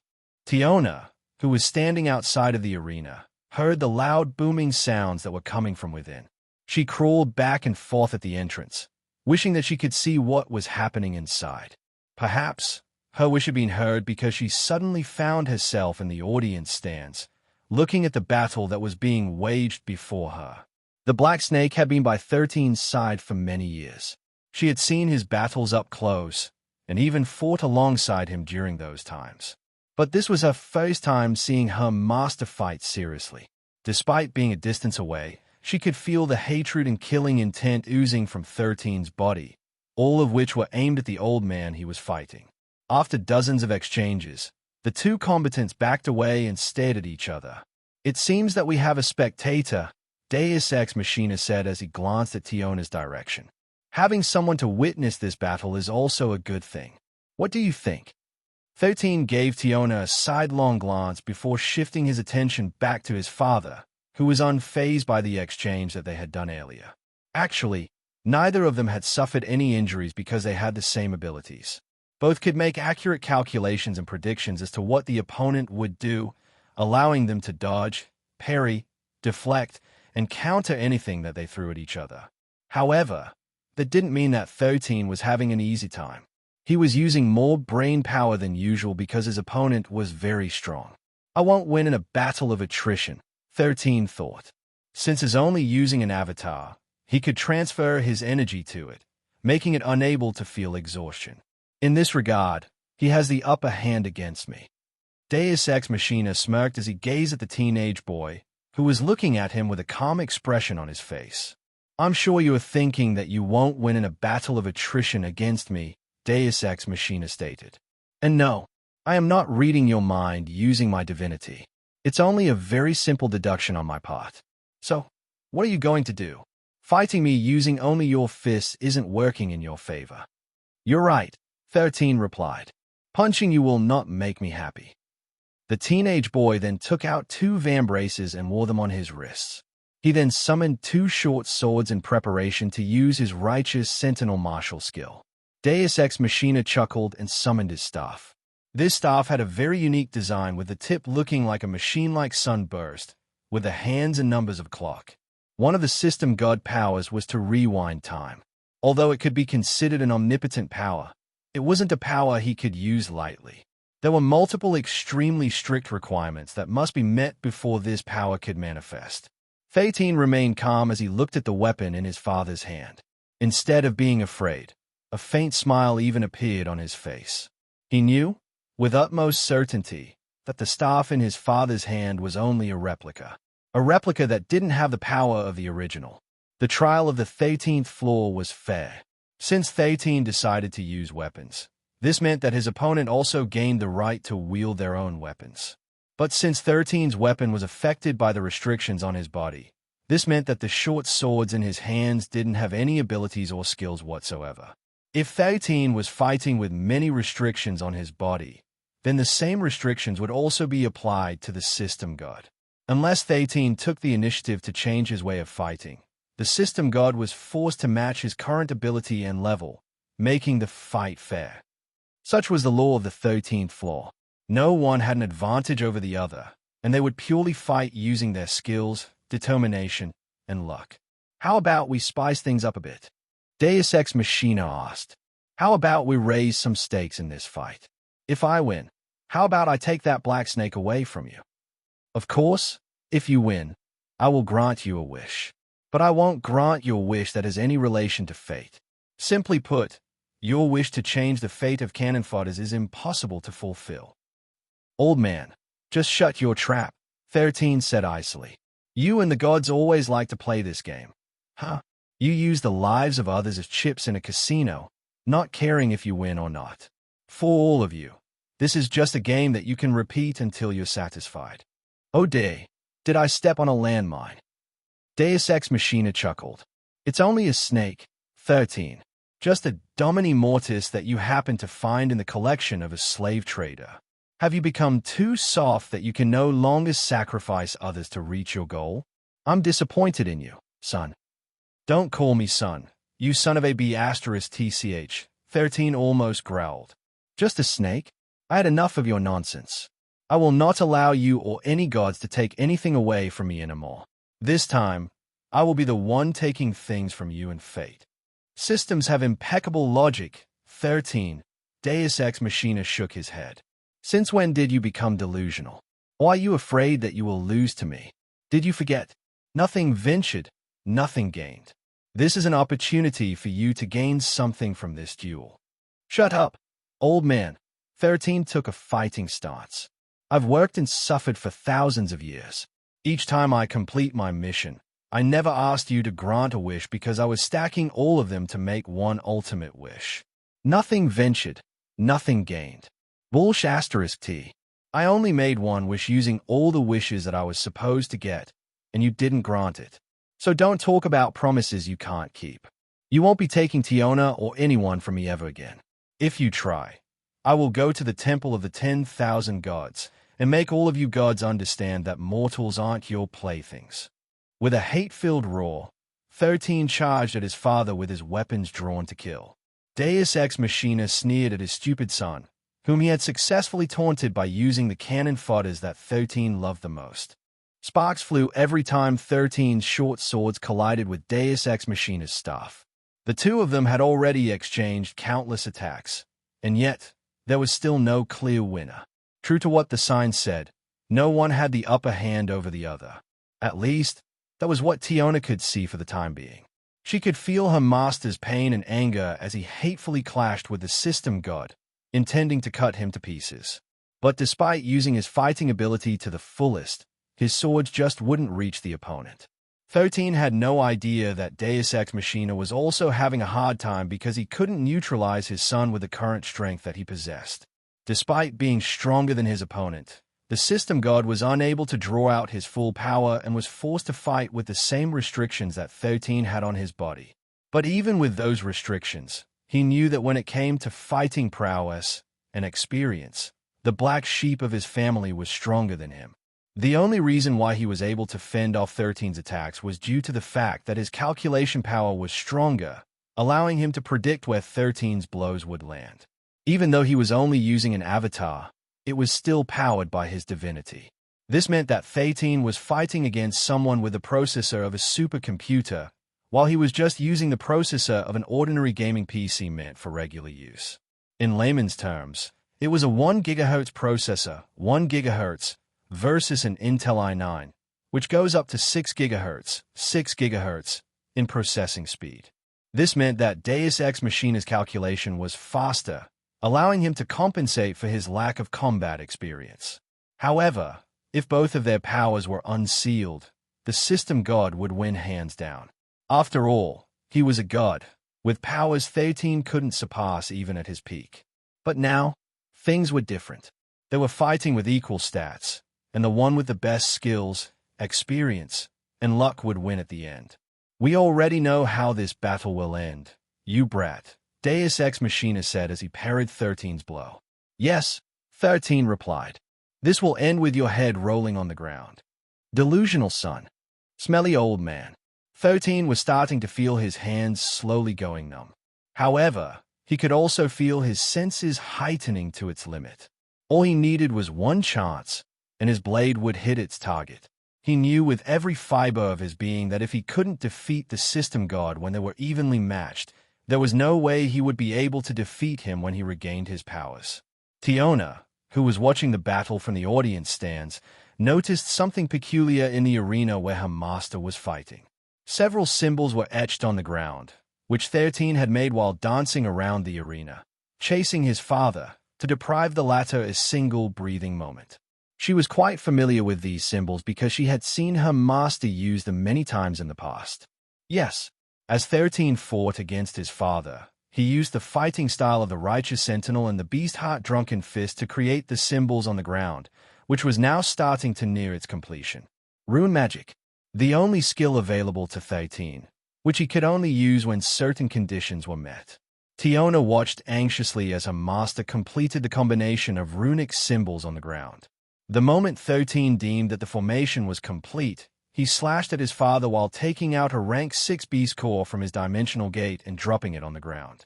As soon as the beast core hit landed on one of the runic symbol in the formation, a domino effect transpired, activating the formation that was meant to give him the victory that he needed. Dark flames rose up from the ground and bound the system god's legs, preventing him from escaping. 13's sword was also suddenly covered by dark flames, ready to annihilate the system god at the point of impact. But the system god only sneered at his son's decisive blow before raising his hand. A second later, something appeared in his grasp, which he used to block 13's blow that was only inches away from him. The moment 13 saw what his father was holding in his hand, he roared and forcefully changed the direction of his blow, missing the system god's body by an inch. A second later, the system god's foot collided with 13's chest, sending the teenage boy flying in the opposite direction. Foolish child, Deus Ex Machina sneered. You relied on these cheap tricks, but hesitated at the last moment. If you just continued your attack, you would have already won. The system god then looked at the struggling black snake in his hand, which he had forcefully dragged from the audience seat to use as a shield to stop 13's death blow. If 13 ignored Tiona's safety and simply continued his attack, the system god would have been defeated without fail. Since the teenage boy had activated his rune magic at the last second, the system god also gained the opportunity to use some of his abilities as well. 13 spat a mouthful of blood as he forcefully propped himself up from the ground, glaring at his father who was still holding Tiona in his hands. Let her go, 13 said, his voice filled with killing intent. Make me, Deus Ex Machina replied with a sneer. Tiona, who was doing her best to break free from the system god grasp, had already coiled her body in his arms. She wanted to use her abilities to free herself, but for some reason, she couldn't use them. There were many ways she could free herself from the system god's grasp, but regardless of what method she tried to use, her skills just wouldn't activate.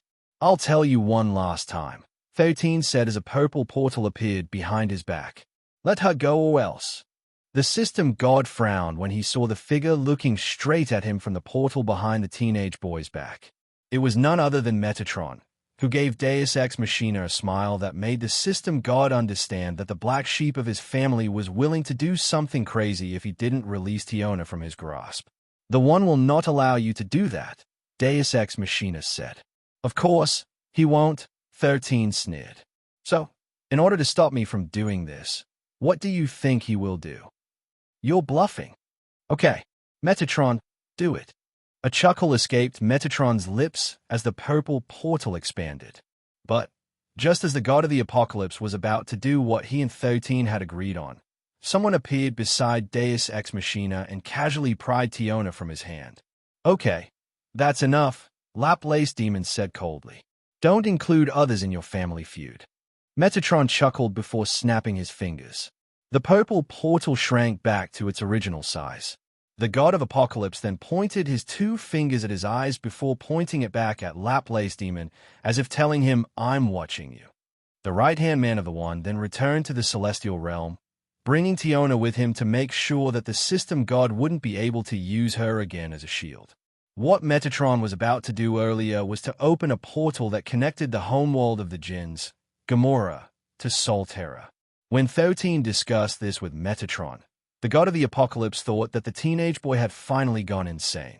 In order to open such a portal, a great sacrifice would need to be made, and that sacrifice would be 13's soul core. The soul core of a system who had both the accumulated karma of his hosts and 1,000 years amount of wishes that weren't granted was enough of a sacrifice to meet the requirements that allowed Metatron to open a portal that connected the 2 worlds. Even the one wouldn't be able to intervene if this portal activated in full. So Laplace Demon had decided to descend to the mortal realm to prevent this calamity from taking place. One Majin King was enough to upset the balance in the absolute heavens. If several beings stronger than a Majin King were to cross that portal, then the end of the world would come to Solterra. "Even demons run when a good man goes to war," Laplace Demon muttered. This crazy kid actually used Solterra as a hostage just to free one snake from his father's grasp. Such madness. Ooh. The one gazed at Tiona, who was looking at the projection that showed 13 in the arena with conflicted feelings. Similar to Deus Ex Machina, he didn't believe that 13 would really try to destroy the world just for the sake of a single snake. But he did without even batting an eye, staking his entire existence without hesitation. If the portal were to truly open, the system known as 13 would truly cease to exist because his soul core would be used as a sacrifice for opening the gate of the apocalypse. "Metatron, it seems that you've truly taken a liking to this kid," the one thought as the purple portal behind the boy slowly shrank. But before it vanished completely, the one saw Metatron look in his direction and even gave him a playful wink, making the god of wanderers sigh helplessly. Once a comrade, once a dear friend, was now waiting eagerly for the coming of the apocalypse that would make the entire multiverse fall down to its knees. "You sure have some interesting friends," the system god said as he watched his son wipe the blood from the corner of his lips. Earlier, he knew that, when he used rune magic, his father would also be able to use his own ability. He did it for one reason and one reason only. He was confident that no matter what his father did, he would be able to land a killing blow, which would end the battle. This had already taken into account all the abilities that the system god could use to counter his strike, which could even break a barrier due to his anti-barrier rune, which he had also inscribed in the arena. But he never thought that his father would stoop so low as to use Tiona as a shield to prevent his killing blow from hitting its mark. "My respect for you had already hit rock bottom, so I thought it can't possibly go lower," 13 said. "But today, you proved me wrong. You actually brought a shovel with you and dug deeper into the negatives." "All is fair in love and war," Deus Ex Machina replied. "But I thought that nothing could surprise me anymore. However, you have also proven me wrong. To think that you will use this world as a hostage just for your pet. Color me surprised. You have made me see something I never thought I'd see today. You have underestimated me. Right. You have no idea what I'm willing to sacrifice just to make you pay for what you did to me. Ooh. Are you now regretting giving me a second chance at life? Are you feeling scared now?" "I didn't regret giving you a second chance at life, but I do regret one thing." 13 arched an eyebrow. "And that is?" "I regret not having the power to grant your wish," Deus Ex Machina replied. "Because if I did, we wouldn't be trying to kill each other right now." 13 laughed before covering his eyes with his right hand. Tears streamed down the side of his face as he continued to laugh out loud. Deus Ex Machina didn't make any move to attack him and simply watched his son, who had shown him what he was willing to pay for the cannon fodders that he had loved. Back at the Celestial Realm, 13 didn't kill any of his brothers and sisters and simply destroyed their vessels. He knew that as long as their soul core wasn't destroyed, the system god could always bring them back to life. He had only done what he did in order for Deus Ex Machina to make an appearance. Because after suffering for thousands of years, 13 had decided to stake his life on the line for those whom he treasured with his entire being. A few minutes later, 13 stopped laughing and removed the hand that was covering his eyes. His gaze was sharp, and there was no longer any mirth that could be seen anywhere. "Let's end this," 13 declared. "You have already overstayed your welcome. Today, I will take your soul core back with me to the celestial realm and lock you up for eternity," Deus Ex Machina declared. "That's the only way to stop your madness." 13 didn't reply and simply closed his eyes. The images of his hosts flashed inside his mind, giving him strength despite the fact that his body was aching all over. After seeing all the faces of his hosts, some new people appeared in front of him. Gerald, Alessia, Mikhail, Shasha, Remy, and Rhea. His grandfather Arthur, his grandma, his uncle, and Hans. Christopher, Colbert, and his battalion. Rihanna, Shanu, Erica, Sherry, Giga, Blackie, Hercules Rocky, Visago, Poka, Pika, Pico, 01, 02, T1, the Trolls, and Cranky, and all the wanderers who believed in him. Deus Ex Machina suddenly felt a tingle in his skin, making him frown. The air around 13 seemed to crack, but he could tell that the boy wasn't using any skill or ability, because if 13 was using his tricks, he would be able to use them as well. In this unfair world filled with madness, only two people could survive for long, 13 said as he stared at his father. Either a hero or villain. 13 then pointed his short sword at his father. "If you cannot be a hero, then you must become a villain through and through," 13 stated. "But I didn't choose either of those two paths. I chose to be a cannon fodder. Just because you can eliminate darkness does not mean that you should." 13 took a step forward, with his sword still pointing at his father, and yet the place where he stepped shattered as if bearing a great weight that didn't belong to him. This was no ability or any form. These were the hopes and dreams that 13 had carried through his career as the system of cannon fodders and through his life as Zine Leventis. "The wishes of my hosts," 13 declared. "Their dreams and aspirations, I will accomplish them all. As for the heroes of the world, they'd better stay out of my way." Deus Ex Machina suddenly felt something he had never felt before.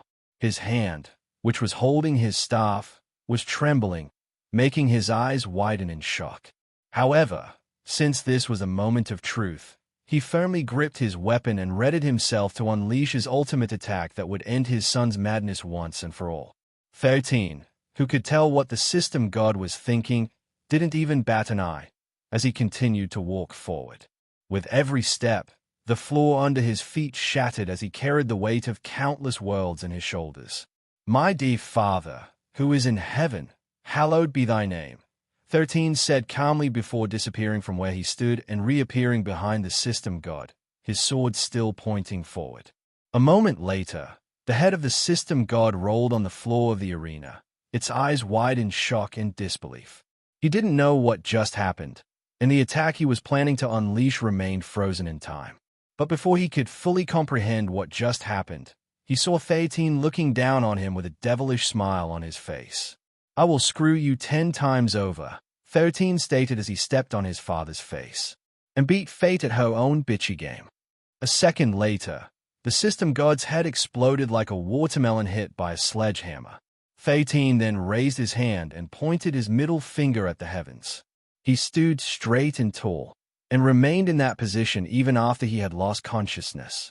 All around the world of Solterra and Pangea, countless people looked up in the sky. Soon, tears streamed down the side of their faces. They didn't know what was happening or why they were suddenly crying. All they knew was that they were in pain and feeling very sad. It was as if they wanted to hug and thank someone who was just beyond their reach. On that day, the cannon fodders of the two worlds cried as their souls subtly reached out to their friend, their helper, their system, and their strongest protector. Although they couldn't see him, they knew with utmost certainty that someone had fought for their sake. Someone had fought for their rights.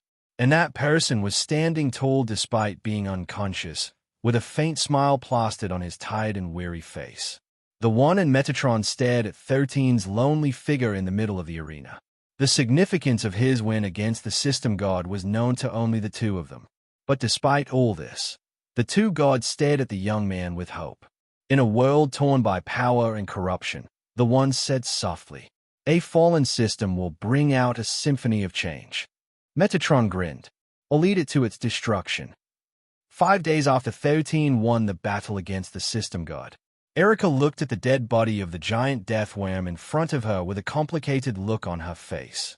"It's exactly like what Zion described a week ago," Erica said. Roland and the others nodded their heads in agreement, also remembering that Zion had indeed said that he had already defeated the death worm. "Tell him that once you guys reach the 10th floor, you will see a dead death worm with the insides of its body burnt to a crisp. Then when you reach the 11th floor, you guys should keep an eye out for the signs that I planted on the ground. These signs will lead you to a portal located inside a cave, which leads to the 12th floor. The floor boss monster in the 12th monster is a bit troublesome, so I might need some time to kill it. But rest assured, I'll be done with the Lord of the Apes by the time you reach this floor. I'll try to strike a deal with the Umbrafang to let you guys pass unhindered. However, that will have to wait until I defeat the Greefoot." That was the last message Zion Leventis had left them, and they didn't receive any messages since then. No matter how many times Erica asked Tiona's clone to contact the teenage boy, all the clone did was shake its head and point them in the direction where the portals were located. Because of this silence, the sorceress was worried that 13 might have died in his battle against the Greefoot, a rank 8 sovereign who could raise its rank up the 9th rank if need be. "Tell me honestly, is Zion still alive?" Erica grabbed the snake on her neck and shook it repeatedly. The black snake nodded its head firmly, assuring the young lady that its master was still alive. "Then why is he not replying to my questions?" Erica inquired.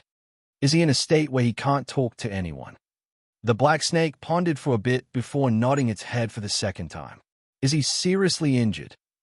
The black snake nodded before shaking its head, then nodding and shaking its head again. "You're not making any sense." Erica raised her voice, which made Sherry, who was standing beside her, sigh. "Let me do the interrogation," Sherry said as she carefully uncoiled the black snake from Erica's neck. She then placed the snake on the ground and asked it a question. "Can you write?" Sherry asked. The black snake nodded and used its tail to write something on the ground.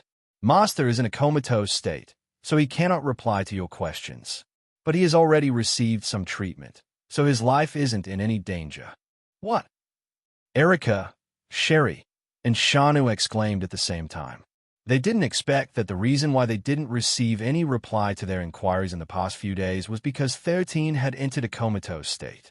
"Did he get injured by the Greefoot on the 12th floor?" Shanu asked in an anxious tone. The black snake erased the words it had written on the ground earlier with its tail, before writing the answer to the Saint's question. "Master defeated the Greefoot without breaking a sweat. The reason why he is in a comatose state is because of the aftermath of his battle on the 13th floor. Master had emerged victorious, but he had pushed himself to the limit, which made him into a comatose state." "Oh no, we need to hurry."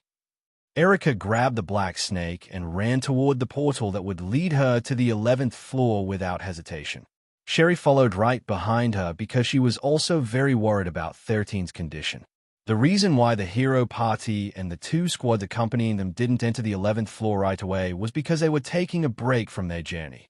However, seeing that Erica and Sherry had already entered the 11th floor, Roland decided that they should get moving as well. The moment they stepped into the portal, they found themselves on a mountainside, with snow covering the landscape. But the first thing that caught their attention was signs planted on the ground, pointing to a certain direction. Derek read one of the signs and almost choked when he saw what was written there. "Erectile dysfunction. Say no more, fam. Salvation is over there." Shano and the rest could only shake their heads helplessly. The signs they saw all contained different messages, but they still pointed in the same direction. "Looking for a happy ending? We got you. Looking for the portal? You are in luck. Go this way, and you'll find it." Since Erica could fly, she simply carried Sherry like a princess and followed the trails of signs. On the ground, Surprisingly, there were no monsters that could be found on the 11th floor, so their travel had been smooth sailing.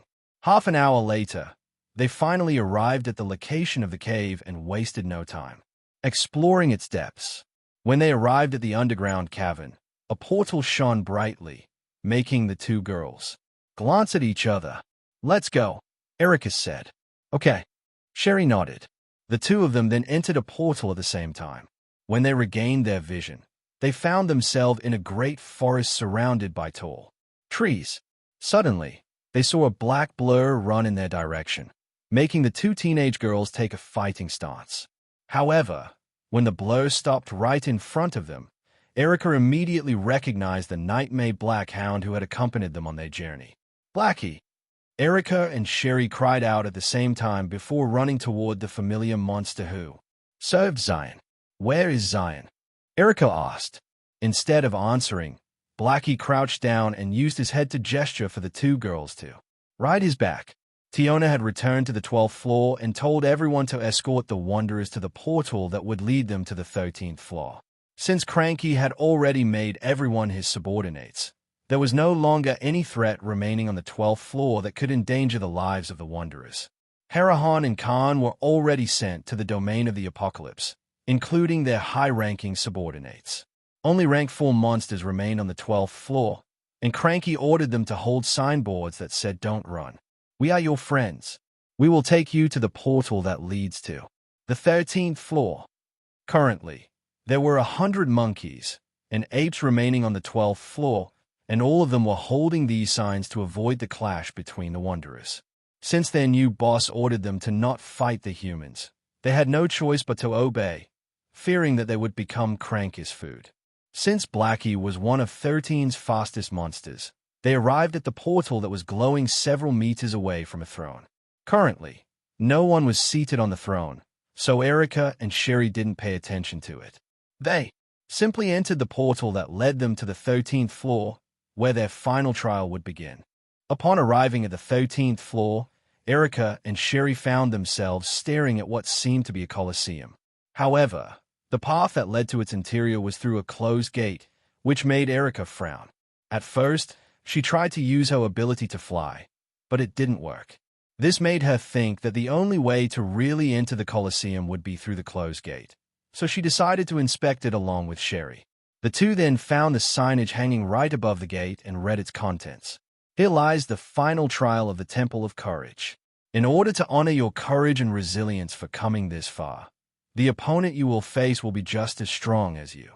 This trial is completely balanced, so you have a 50-50 chance of passing.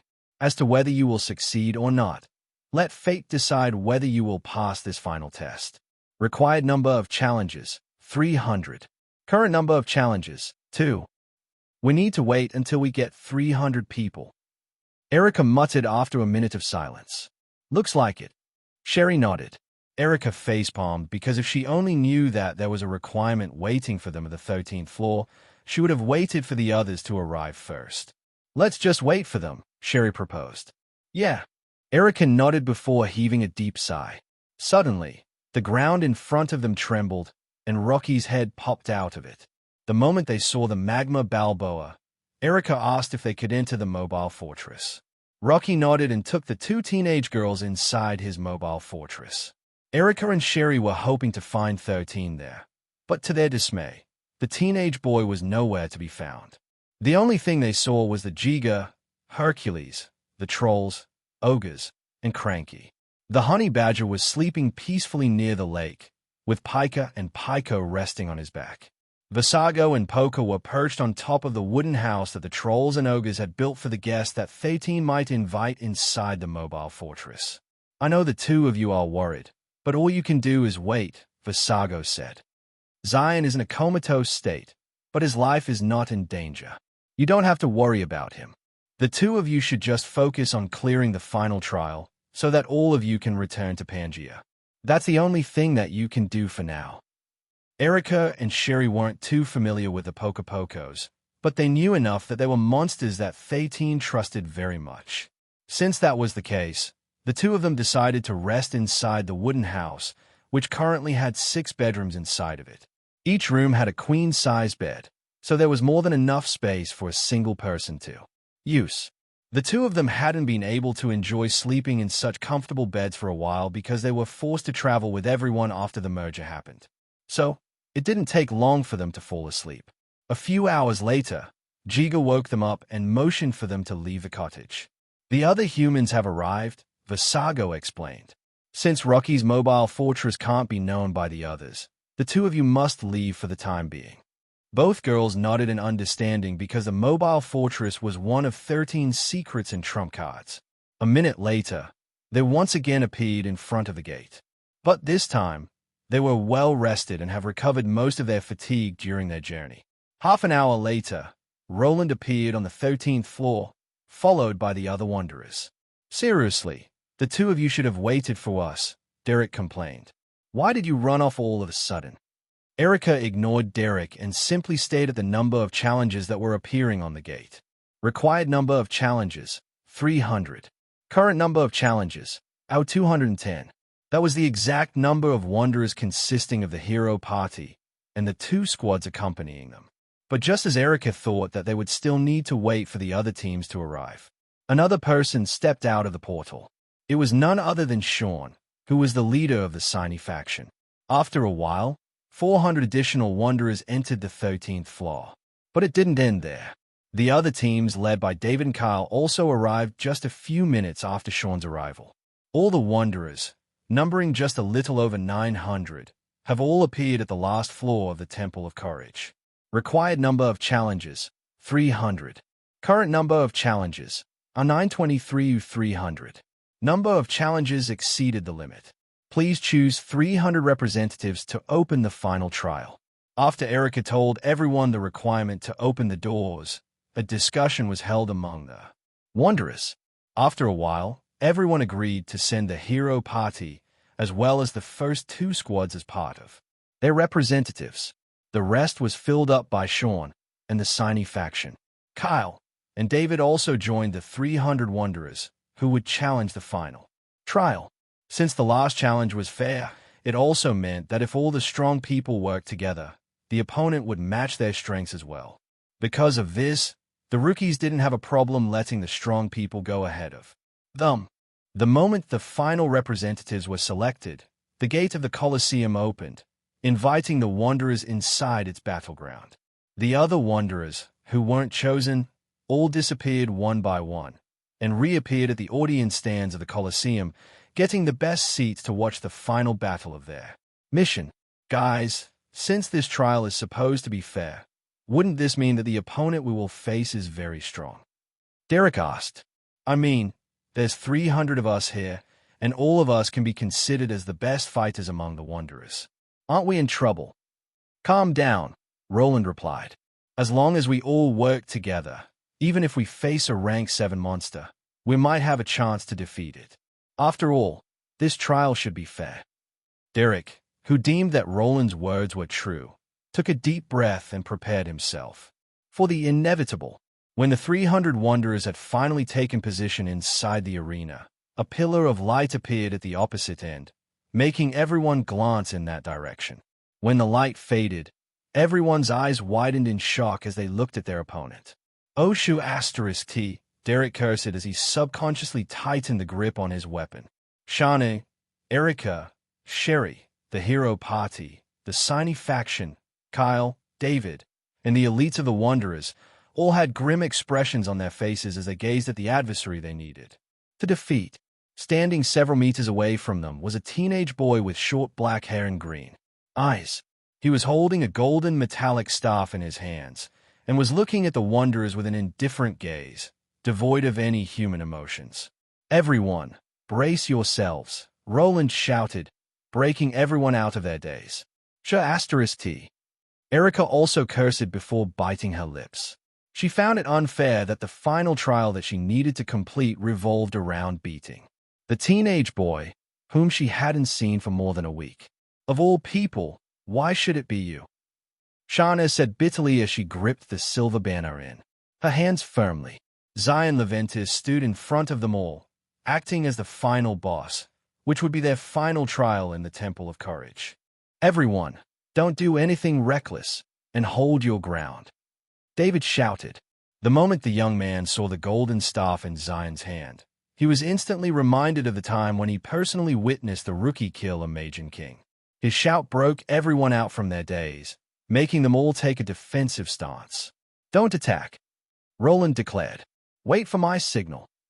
As someone who had been personally trained by 13, he knew that the teenage boy in front of them was someone whom they couldn't underestimate. While this was the first time he was seeing Zion wield a golden staff, he didn't dare to underestimate his fighting prowess.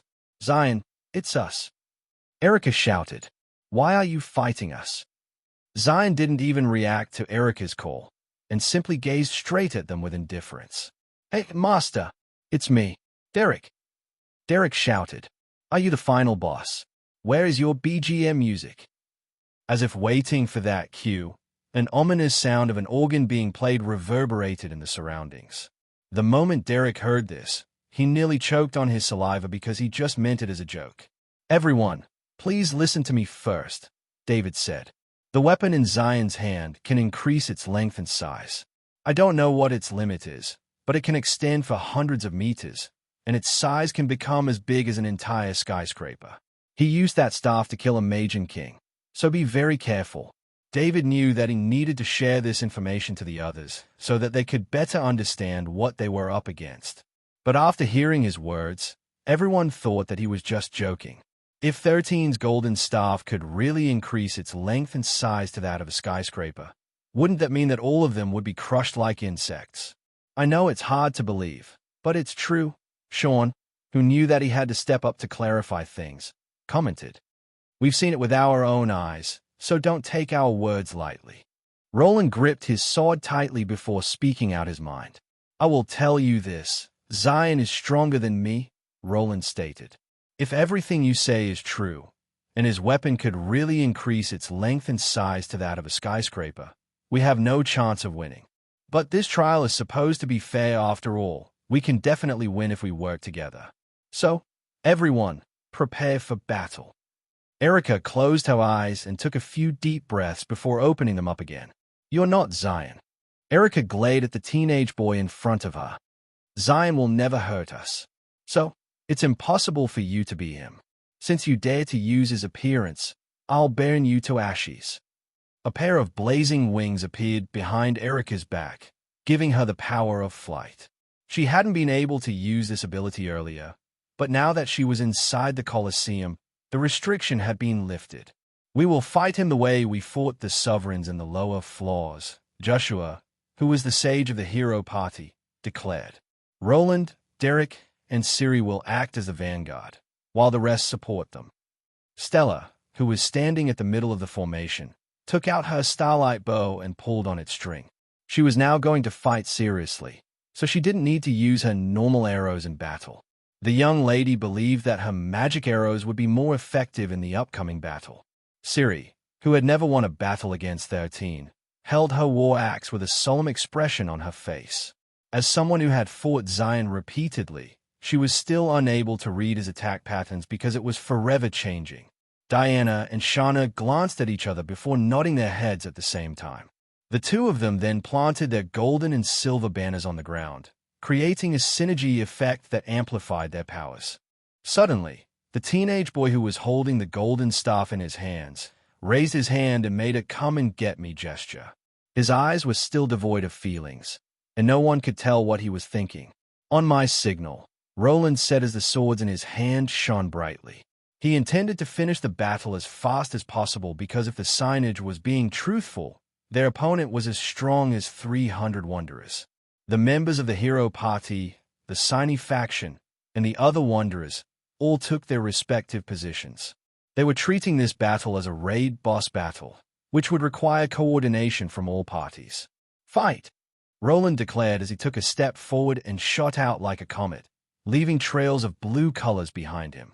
Derek and Siri ran after him, preparing their own killer moves to end the battle swiftly.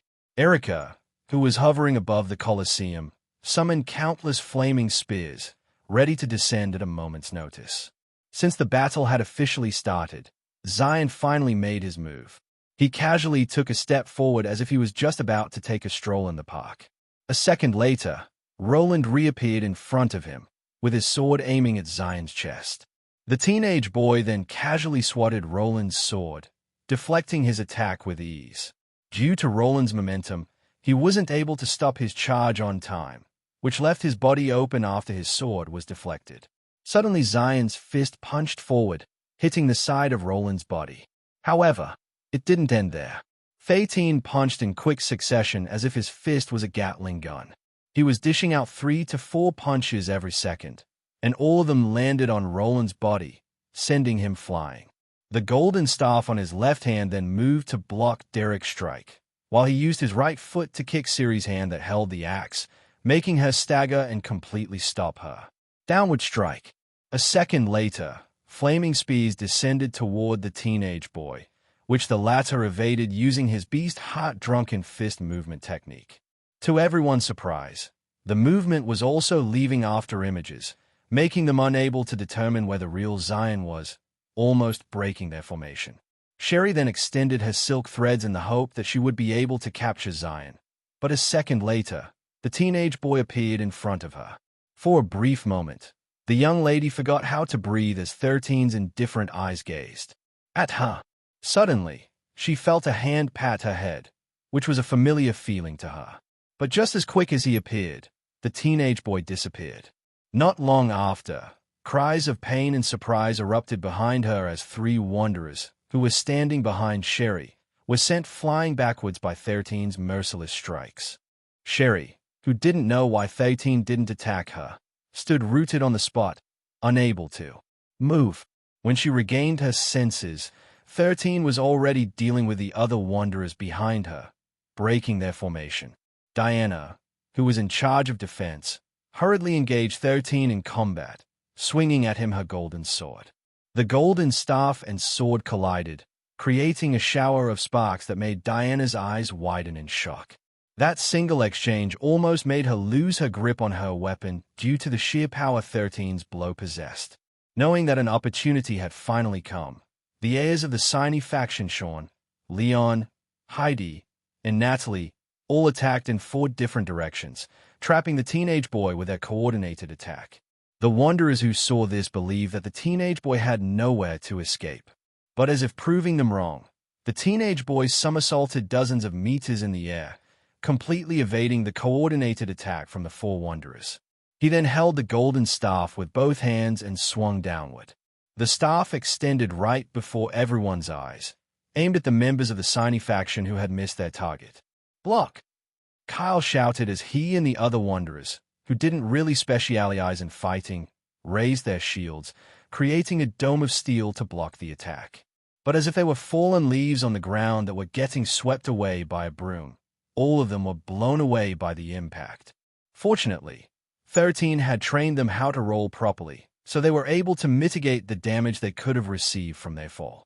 They thought that they would be able to block Zion's strike if they all worked together, but his blow was just as strong as a full-powered blow of a rank 5 sovereign. The only saving grace was that they were already familiar with this situation because 13 made sure to make them understand their limits. During their journey toward the Temple of Courage, the Wanderers took turns on getting bashed by rank 5 sovereigns on a daily basis. But due to their formation and adamantine-grade equipment, they didn't die and only received moderate to serious injuries, which could be healed by potions and Shani's healing ability. Even the non-combatants were forced to do this death-defying act, which boosted their confidence. There was a saying that what doesn't kill you makes you stronger, and this was a method that 13 had used to train all the Knights of the Apocalypse under his command. So when these Wanderers, who received 13's blow, had regained their composure, the muscle memory from the training they received kicked in, allowing them to assess the situation. "His attack is as strong as a rank 5 sovereign," Derek commented. "But that is only true if we are hit by the staff. So, that means we can win, right?" Roland asked. "As long as he doesn't get stronger than this, then yes," Derek replied. "He won't get stronger, right? Don't raise a flag, damn it." Erica roared in anger as she hurled dozens of flaming spears toward Zion, giving her comrades time to regroup. The teenage boy gave the sorceress in the air a sidelong glance before jumping to his right side to avoid the 3 magical arrows that flew past a few inches from his chest. Stella unleashed a barrage of arrows in 13's direction, with some of them being homing arrows. Using this opportunity, all the Wanderers with long-range attacks joined the onslaught, giving the teenage boy no place to hide. Those who were watching from the stands couldn't help but cheer their comrades because the battle was making their blood boil inside their bodies. If only they were only allowed to join the battle, they would have already jumped into the arena and joined the fray. They watched as a thick white smoke started to spread, as the combination of long-range spells and attacks descended on one location. Erica no longer held back and dealt fire damage to a wide area, believing that flaming spears wouldn't be enough to deal damage to the fake Zion who was fighting against them. After a barrage that lasted for nearly 3 minutes, everyone finally stopped their attacks to check if their opponent was defeated. One of the Wanderers, who was holding a fan, created a gust of wind to blow away the smoke that was covering a quarter of the arena. When the smoke finally receded, a devastated battleground appeared in front of them. But to their surprise, the teenage boy whom they believed should have been blasted to oblivion was nowhere to be found. T. Erica, who was flying in the sky, cursed out loud because she finally understood what happened. At the place where Zion was supposed to be was a hole that was deep enough to hide from the bombardment that they unleashed. As if confirming her thoughts, something jumped out of the hole, and the teenage boy, whom everyone thought had died, reappeared in front of everyone. But they also noticed that there was a magical arrow embedded on the teenage boy's shoulder, which he might have received during the first phase of the bombardment. Still, Zion seemed unperturbed, as if the arrow sticking out of his shoulder wasn't a problem. Stella, who had fired the homing arrow, frowned. She had unleashed a dozen of them, yet only one landed on Zion's body. Suddenly, a monotonous and almost robotic voice reached everyone's ears. Raising fighting prowess from 50% to 80%, 13 said. Use of first circle magic approved. Loading preset of level 1 Fire Lord. Loading complete. 13 then raised his hands and pointed at Erica and the Wanderers in front of him. A second later, countless fire bullets the size of golf balls appeared above 13's head. Lock on targets, 13 said coldly. Fire bullet barrage. Countless fire bullets followed his command and attacked the sorceress, as well as the Wanderer's en masse. This was 13's counterattack, which made everyone, who was watching from the audience seats, draw a deep breath as a hellish scene appeared right before their eyes. Nearly all Wanderers in Pangea knew that Zion Leventis had restrictions placed on his body. This was why, when they saw that the teenage boy was able to use the abilities of the Golden Staff, as well as cast spells, they immediately knew that they weren't fighting against the Zion whom they knew. Erica grunted as she unleashed her own barrage of fire bullets to block Zion's bombardment. But the thing that surprised her the most was that the teenage boy could cast the fire bullets and control them as if they were homing fire bullets. Even when Erica dodged them, the bullets would simply make a U-turn and attack her from behind, taking her by surprise. Fortunately, her sixth sense kicked in, allowing her to evade the attack from behind. Damn you, Zion! Erica shouted. I'll get back to you later, I swear. But despite her shout, the teenage boy was unfazed and bombarded all the Wanderers with countless fire bullets, forcing them to dodge, block, and take evasive maneuvers. Are these really fire bullets? Derek complained. Why do I feel like they have a life of their own? As a fire sorceress, Erica was very familiar with how she casted skills. Fire bullets was one of the most basic fire spells that could be cast, but until earlier, they had never seen someone cast them in this manner and with this number.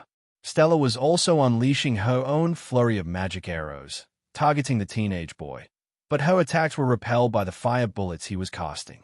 Charge! Diana shouted, raising her shield as she charged forward.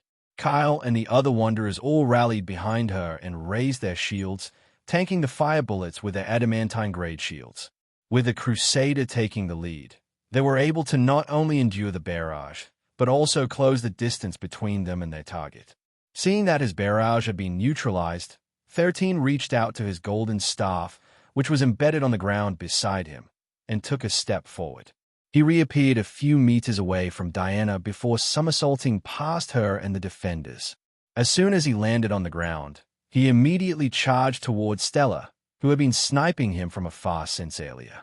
Sensing that she had been singled out by the enemy, the beautiful young lady disassembled her bow, turning it into two curved black blades, which she held in her hands. Her mother and father had insisted that she also learn close combat techniques, saying that the moment someone closed in on an archer, they would be easily neutralized if they didn't know how to fight in close quarters. Stella calmly exchanged a few blows with the teenage boy. However, with each collision, she was forced to take a few steps back due to the force behind 13's strike.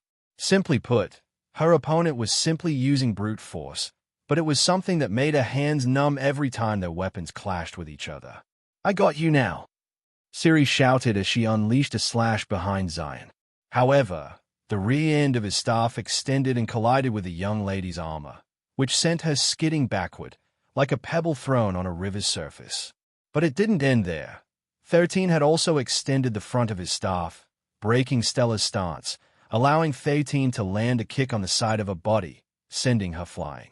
Roland, Sean, David, and Leon all joined hands to try to push him back with their coordinated attacks, forcing 13 to change his plans.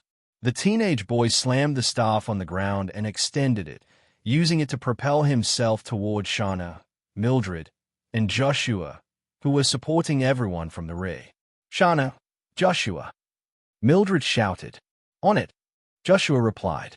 "Okay," Shauna answered. Mildred charged forward and unleashed her ranged attacks in rapid succession, buffed by Shanu and Joshua. 13 had trained her to fight in range warfare while being on the move, allowing her to develop a flexible battle style in the battlefield. If she fought other wanderers, she might have succeeded in her attempt. However, she was fighting the same person who trained her to become more proficient with the bow. A dozen fire bullets circled around 13 like satellites, colliding with the arrows Mildred had fired in his direction. Just like Stella, Mildred also learned a close combat martial skill, which 13 had also taught her. The moment the teenage boy closed the distance, she took out two combat knives and clashed with the teenage boy, who seemed to be in a daze. To her surprise, Zion threw the golden staff upward and took out two daggers out of thin air. He then clashed with Mildred and used the same fighting style she was using. While Mildred had mastered her close combat skills to a decent level, it was not enough to beat 13, who showed her how it was used in real battle. After dozens of exchanges, a grunt escaped Mildred's lips as her body curled like a shrimp after 13's fist smashed at her abdomen. He didn't even bother to give her a second glance as he charged at Joshua, who was desperately trying to hit Zion with his debuffs and curse spells. But it was of no use. The teenage boy was simply too fast and seemed to predict his attack patterns. The moment 13 got close to the sage of the hero party, he unleashed a flurry of blows before knocking Joshua unconscious. Shano, who knew that she needed to buy time and let the other wanderers reinforce her, grabbed his silver banner and used the martial skill 13 had taught her. Using her banner as a spear, Shana weaved a deadly spear dance in order to keep 13 at bay. It worked for a few seconds, but since she was not yet too proficient with this style of battle, 13 was able to break past her defenses and placed his palm on her chest. Shano, who thought that she would be blown away by 13's palm strike, had braced herself to get hurt.